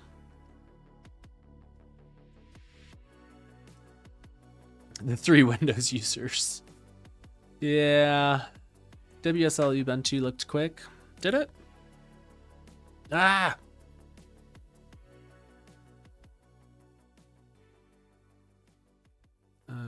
Control T.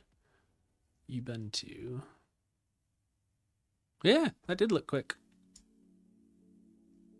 I don't know what this like. That might just be the way that my Windows machine is set up. Did that upscale 4K work? See, this is where it gets confusing. When I have one version of Desktop 1 running and then launch a second version of Desktop 1. Cues. Upscale image job, 33 seconds. There we go. It worked. Cool. So now that's a 4K image. Nice. What is Git Bash? Billions of tokens. 7.4 billion tokens in the last 30 days on Codex. And I think that's across both subscriptions. I have a Claude that has burned 4 billion in 30 days, and Gemini that's burned next to 0. Gemini is just not that good. Okay, so we... Yeah. So now if I change this, welcome to solo ASDF. When I go here, welcome to solo ASDF. Okay, so we confirm that the titles are now correct. Yep, they are correct. Yep, they are correct. Yep, they are correct. Now the next confirmation is if I go to dev server, oh, my dev server's running, and then I go to to-dos and I hit Command W. Oh, that's smooth. Look at that. So the thing we just fixed is if you hit Command W on a to-do, it just moves you one step back in your history stack. And that should be the same for scratch pads. Hell yeah, that's great. Thanks, Discord member who suggested that. Soloterm.com/Discord. The menu bar tool is called Codex Bar, even though it does work with all the agents.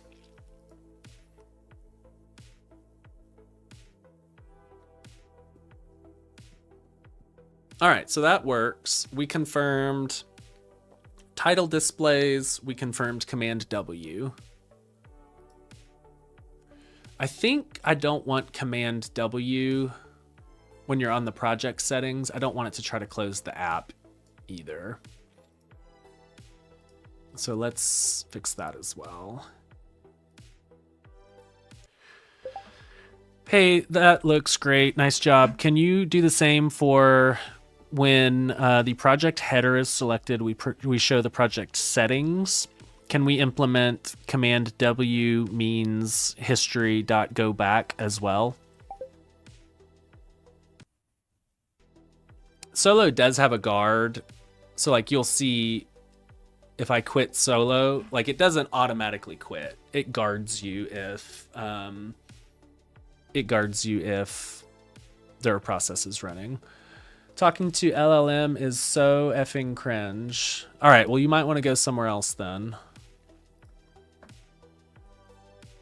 One, because I'm going to talk to LLMs, and two, because I'm not interested in that sort of opinion here. Okay.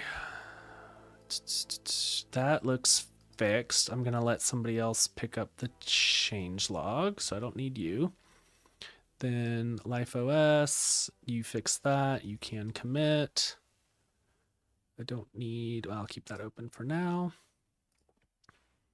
All right, we might be. It's trying to find new Kanban implementations and nothing's coming back. I'm using Codex mostly these days. Kanban implementation orchestration is complete. Ta-da! Can you use the solo MCP and tell me what your process uptime is? Wonder how long that took. Probably 3 hours. Oh, we've been streaming for 3 hours and 46 minutes.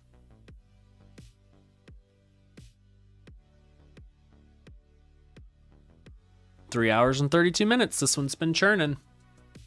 All right, should we see if Kanban works? I bet it looks ugly. I'm just gonna warn you that I bet it looks ugly.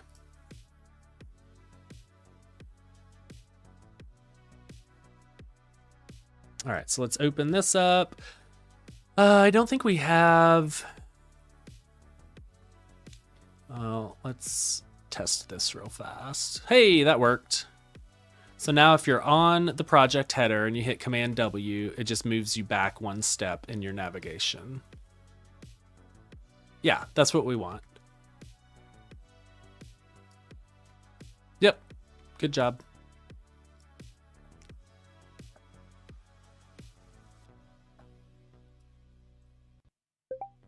Okay, you can update the change log and then run npm pre-push, and when it goes green, you can commit.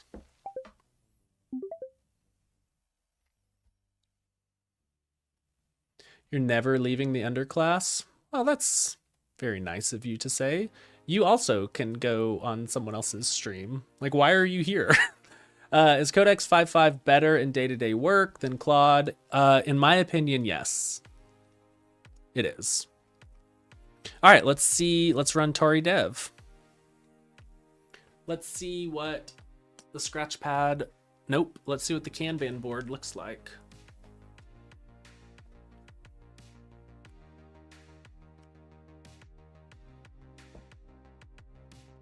Well, the fun thing about a joke is that both people should laugh. So that's not really a proper joke if only you are laughing. That's just called being mean. So something to consider, something to look into, how jokes work. We should both be laughing. All right, so you are still building. Yeah, Codex is good. How do I ban somebody from chat? Because this person, I don't like them very much. Is that possible to ban someone from chat?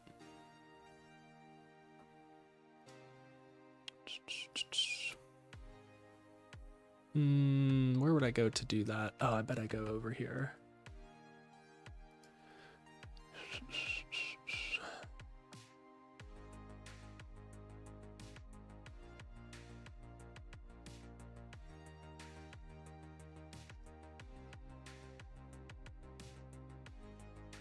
Put user in timeout or hide user on this channel.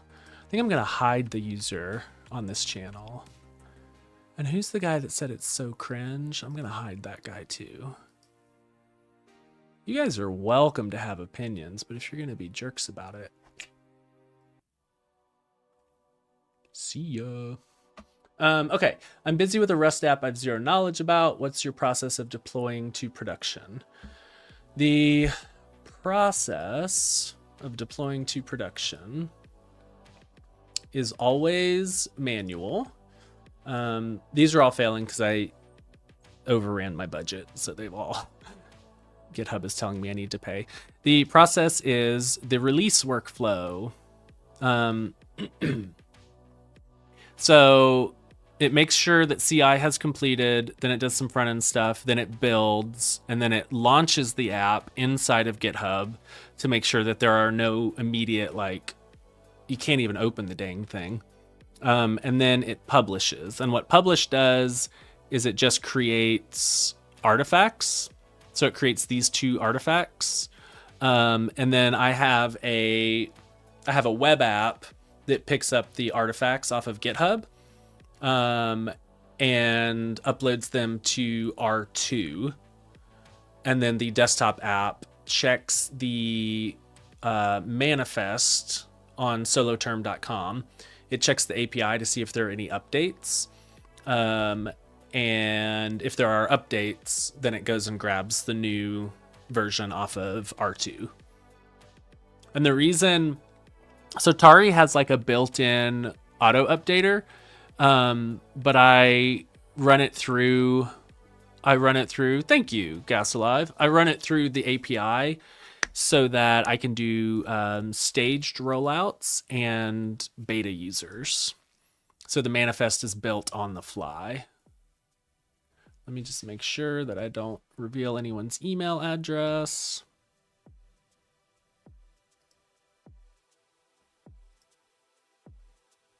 Yeah, we're okay. So this is my admin panel. And when a new build hits GitHub, I get a webhook. My Laravel app picks up the artifacts, and then it comes in here as a draft. And so the first thing I do is I opt myself into the new release, and I go through the update process myself to make sure that it works. And then I exercise a few things that I may be nervous about.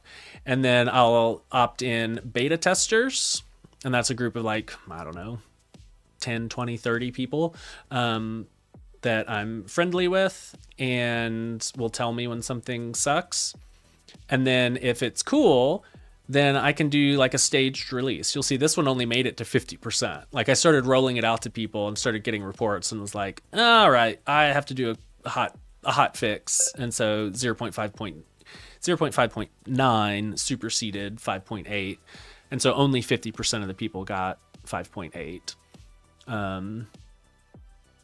Building Rust to production takes so dang long. You are 100% correct. It sucks.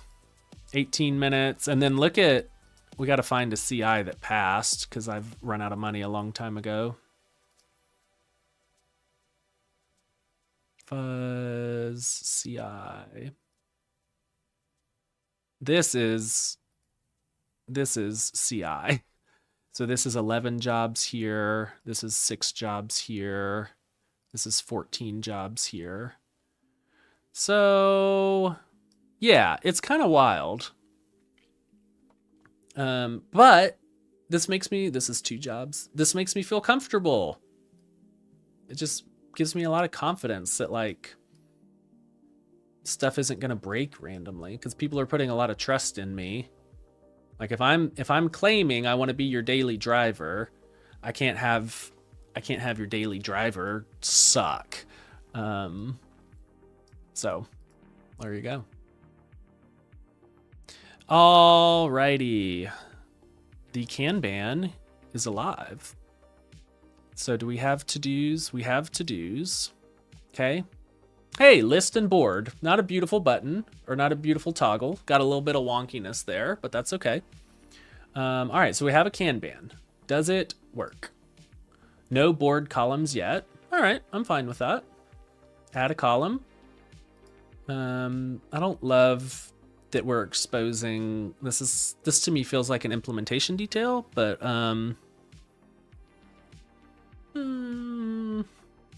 that should be explained better. Nobody's gonna know what that means. It should probably also have a UI, like a tag treatment, a UI. Okay. Backlog, ready. Enter didn't do anything there. Okay, that's bad.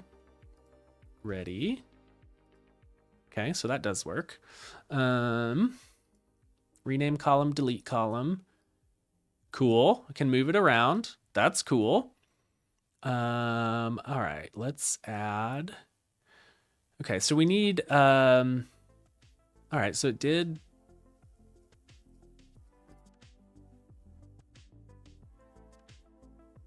Huh. You know, it's not bad. Can't drag between. Oh, I can. It just doesn't show the drop target. All right.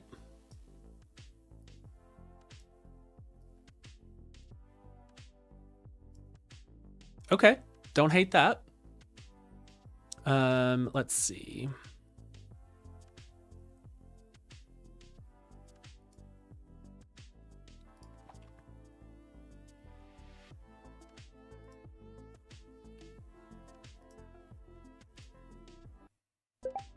Can you see the Solo 2 MCP?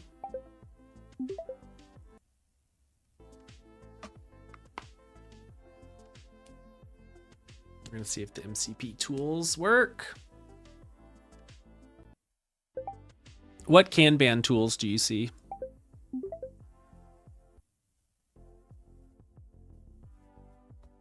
Huh. Right you are. They operate on Solo to-do cards and Kanban column tags like Kanban code review. Good job. That is 100% correct.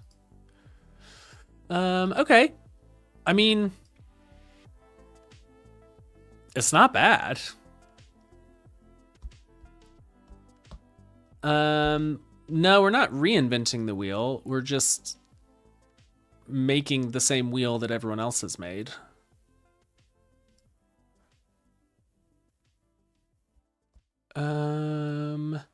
What do I not like about this?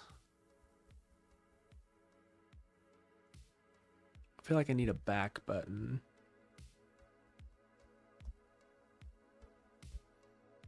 All the Mac jobs already run on my Mac Studio.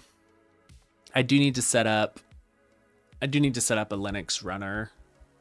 Now that I got two like little cheap $500 little desktops, and I need to turn those on. Those are Mac or Ubuntu. I need to turn those on and let those be the runner.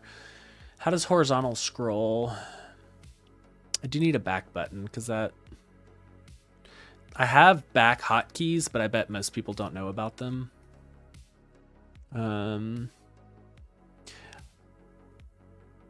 I didn't love that add to do took me to the actual to do screen. If I'm in Kanban mode, I would expect to be able to add it straight here. That's a good question. Let's start with this one.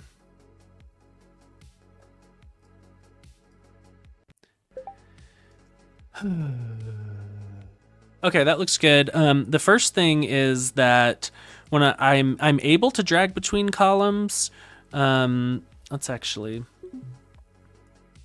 All right, here's what we're gonna do now. I'm gonna start giving you UI, not bugs, but like UX issues, and then I want you to spawn codex agents via Solo MCP to start tackling them. So that I can continue to give you more and more issues, and you can spawn more agents, so we don't get stuck behind one issue. Tell me when you're ready.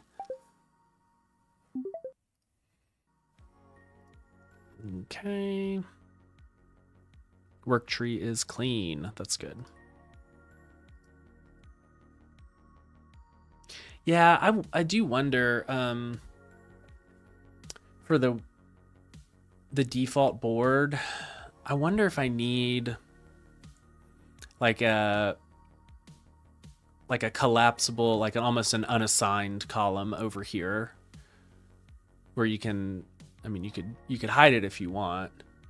89, we're getting close. Like the stream, we got to hit 100. Okay, the first one is there's no drop zone target. I am able to drag and drop between columns, but no drop target shows up when I drag to a different column.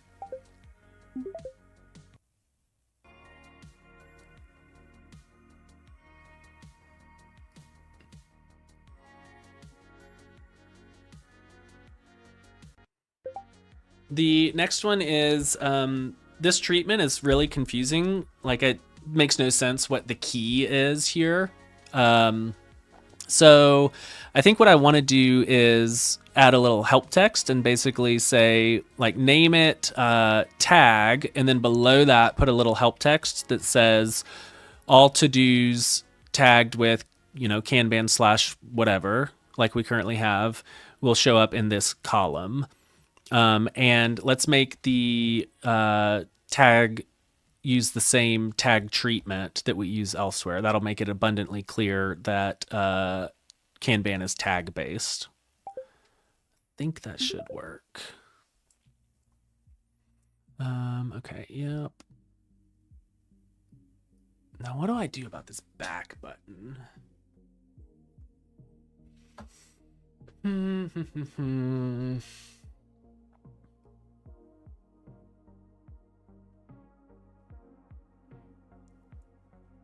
Because this technically does take you straight back. So maybe I don't need it.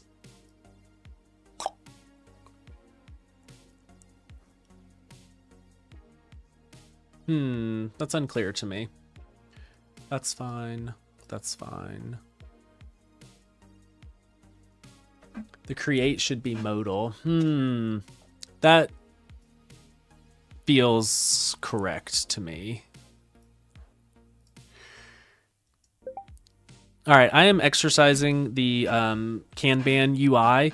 Can you go ahead and just create, like, I don't know, 20 to 40 different to-dos and tag them with different Kanban tags? I've already created 2 columns. You can create 3 more for a total of 5 columns. And then let's create 40 to-dos so I can fill up the board and see how the UI handles pretty robust Kanban.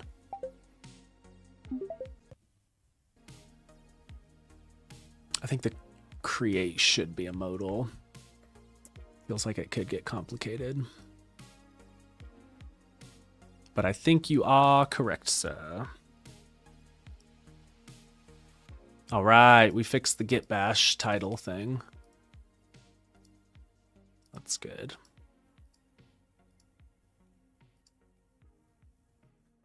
I still don't know what the hell this means. Boy, Windows is loud. What does this mean? Is this coming from my setup, like my machine, or is this something that Solo is doing?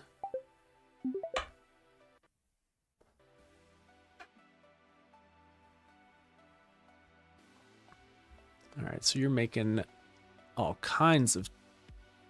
Boy, not sure I love the... It is far too busy. And I don't see...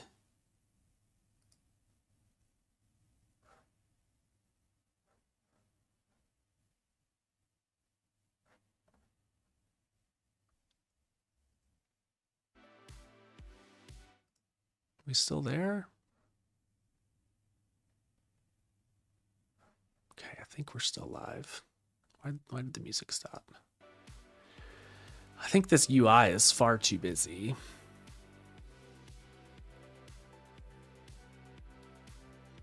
And I don't see any to do 96 likes. Come on.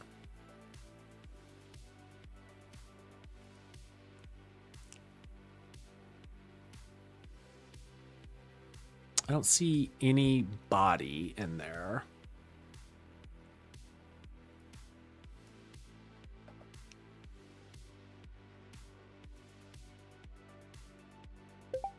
I think this UI is far too busy with all of the tags and priority and status, and we don't show any of the to-do body in there. So I think I'd like to show I think I'd like to clamp the to-do bodies to 3 lines and show those. And then we need a much more minimal treatment for the priority and status. But I don't exactly know how to do that. Let's start by showing the bodies, and then instead of showing all of the tags,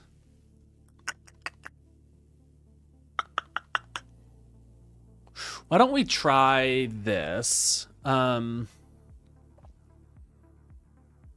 Why don't we try, instead of showing pills for the priority, the status, and the tags, let's just make a footer on the to-do cards that are the icons only. So we'll have a priority icon, a status icon, and then a tag icon.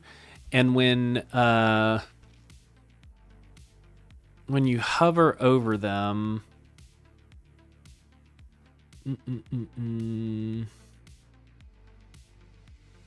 we'll just have to use the title tooltips for now because we don't have a tooltip library yet.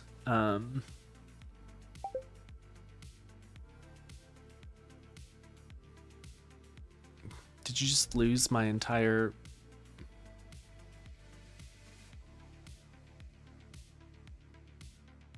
Thank you. Okay, you just lost my entire dictation. The UI looks too busy. Let's instead of showing all of these pills, let's just show icons, and when you hover over them, we'll have to use the title tooltip to show the priority, the status, and the tags.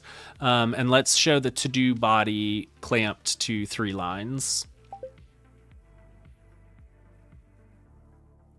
Are you kidding me? Did you lose it again? No. I wonder if my microphone... Hello, test. No, it still shows there. All right, well, the UI is far too busy. Let's show the to-do body clamped to 3 lines, and instead of all the pills, let's just show the icons in the footer and use the title attribute for disclosures. I have a to-do library, or a tooltip library on the redesign branch, but I don't... Obviously, this is not that branch. All right, so what were you supposed to do? Drop target.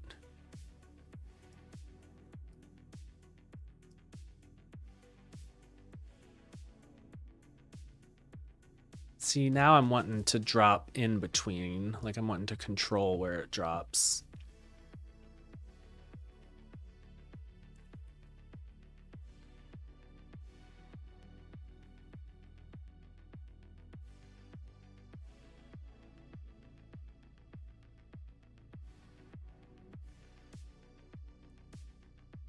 I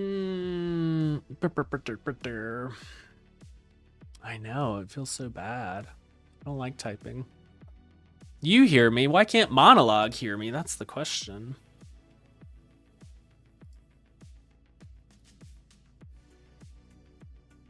Well, for some reason it's on my AirPod Max.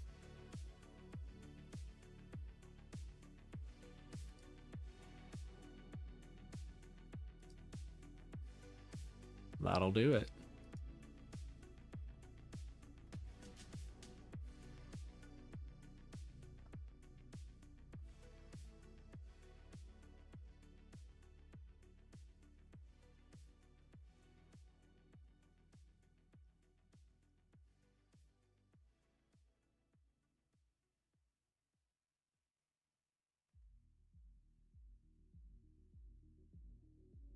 Oh, yeah, that's a good idea.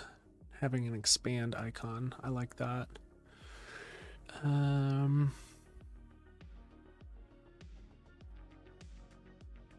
Neuralinks.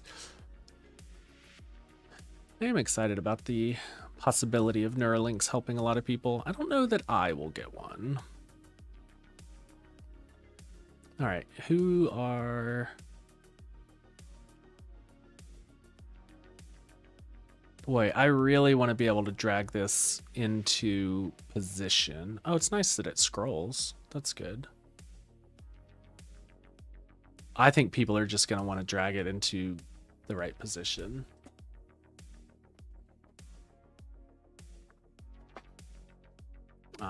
Oh, look at that. That's already better. Oh my goodness.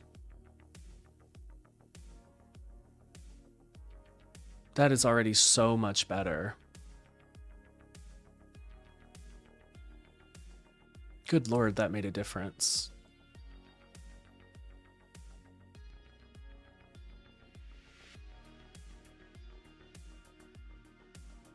Goodness me, that's so much better.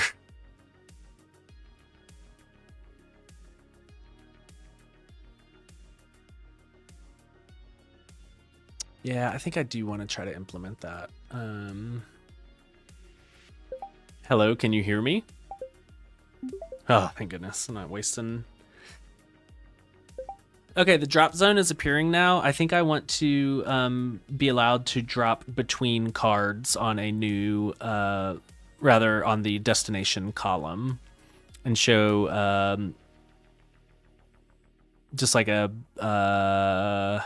not necessarily a full ghost of where it would go, but like a blue line in between where I'm trying to drop it. Let's see if we can pull that off. This density is looking much better.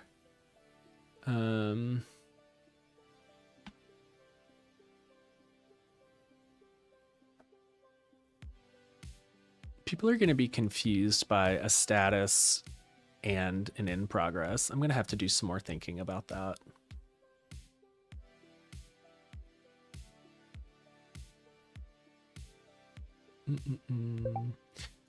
Right now, when I scroll right, the very edge of the last column is at the very edge of the screen. I would like one column's width of blank space over there so that users can scroll past it and it's not just living at the edge of the screen.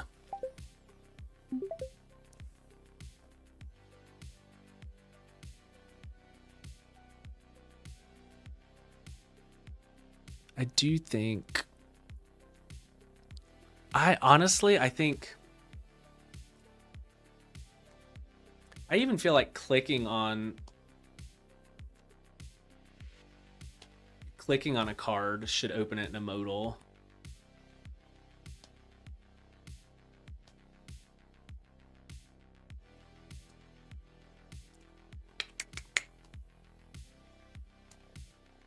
How many likes are we at? Are we almost there? Are we almost at 100? Oh, come on, man.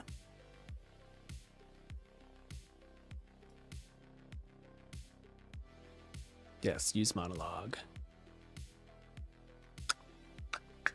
Should this... Man, it's just not abundantly clear to me that how to go back, even though it's like you click on that and you go back. That's just not super clear to me.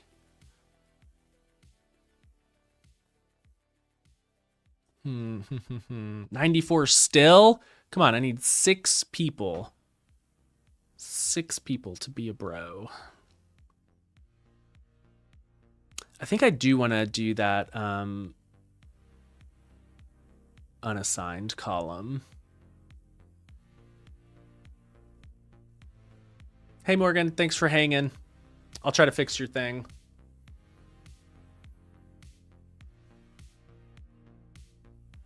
Why not modal? I don't know. I feel like why not modal indeed.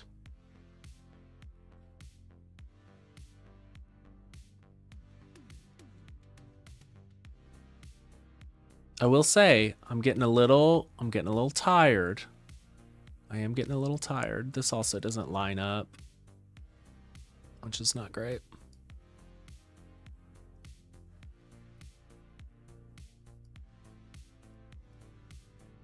That's actually quite nice right there. So if I open this and I do filter down to,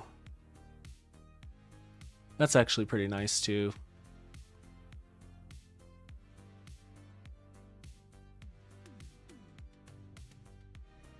That's pretty good.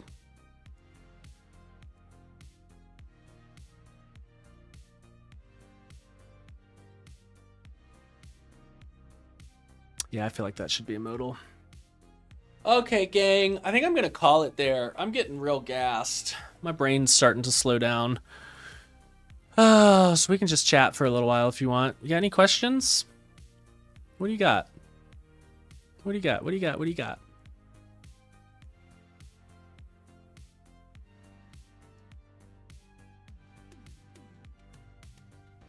Yeah, you do. What's the project?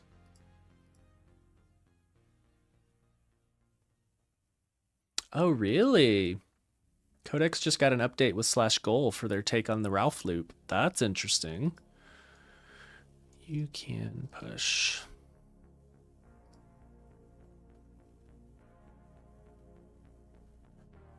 How are you still going? Costly. What does costly do?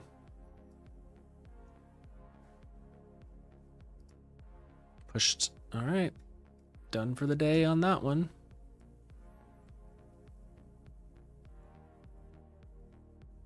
I think you have pushed. Do you need to push anything?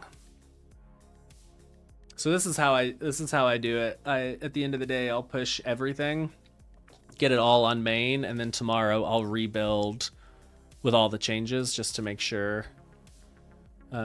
Will King design teas? Yeah, probably. No, not yet. I don't want to. I implemented it and I don't want to show it because I think there's still some Will King things that he would not be proud of, and so he's going to do another pass on it. So I don't want to. I would show you, but I don't want that to be the first presentation of Will King's work because it's actually Aaron's work and it needs a little bit of love. Main is clean, nothing local to push. All right, you're dead. I do like that locked icon. It's interesting. I wonder who wrote those new lines, expecting them to be new lines. That's curious. Something to investigate. All right, what else? I'm going to wrap it.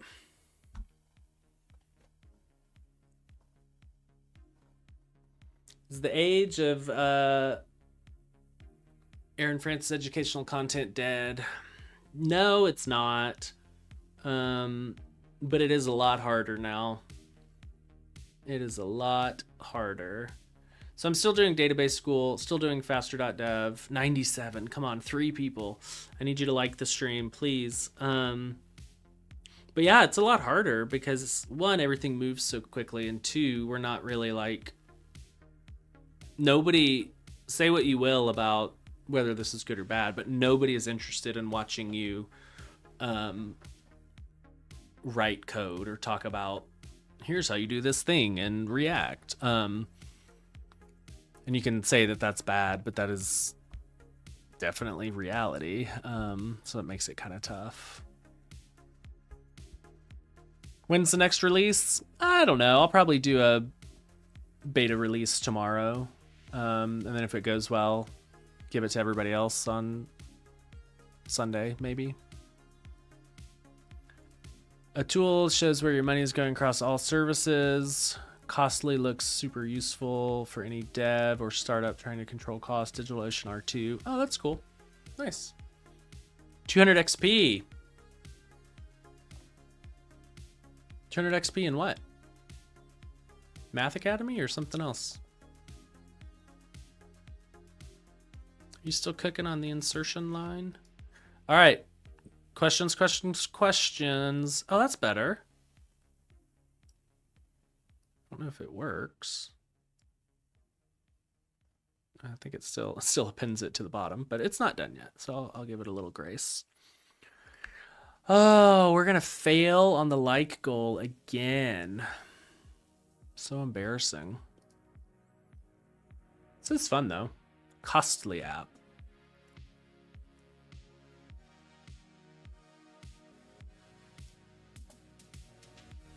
Ah, Laravel Favicon.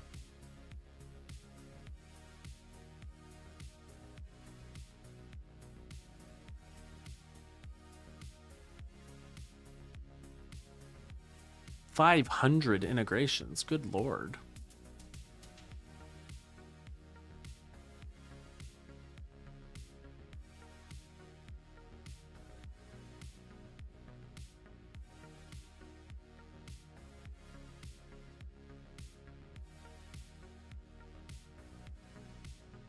This looks great. Very smart.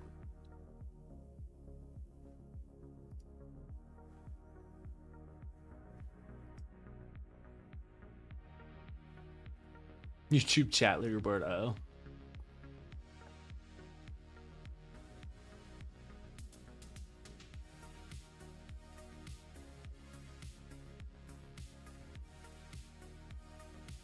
Cool. Good idea. I hope that works for you. All right, 2 more minutes and then I'm calling it. Just shy of 100 likes. For shame. Thanks for hanging out though. This is super fun. Is it fun or boring to watch someone else's AI workflow? I like watching other people's workflows.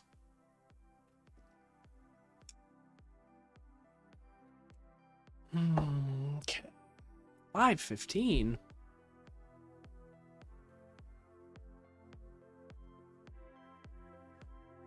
All right. Okay, I'm gonna call it. Thanks for hanging out. Make sure if you haven't, a like, thank you. Let's just, hope against hope. Let's just see.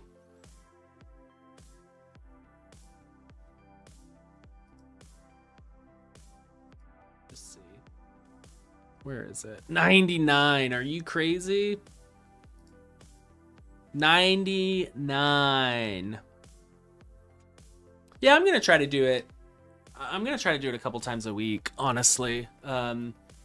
It's fun, I like it, but obviously it takes a huge amount of time. But I think it is worth it. I think it's good marketing. 100 likes.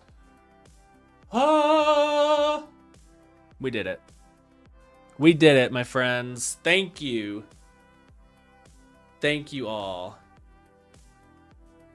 That's awesome. I think that's the first time getting 100 likes on stream. Hey, thanks, Mr. Magnetic. That means the world to me. I appreciate that. All right, my friends. Thanks for hanging. I'm going to do this a lot more. At some point, I'll get like a schedule down. But right now, it's just kind of, go where the spirit leads. But we'll get there. Just use 3 accounts to go live. To give like. All right. Until the next time. Y'all stay awesome. Thanks for hanging out. I'll see you soon. I'm going to hit the button. Bye.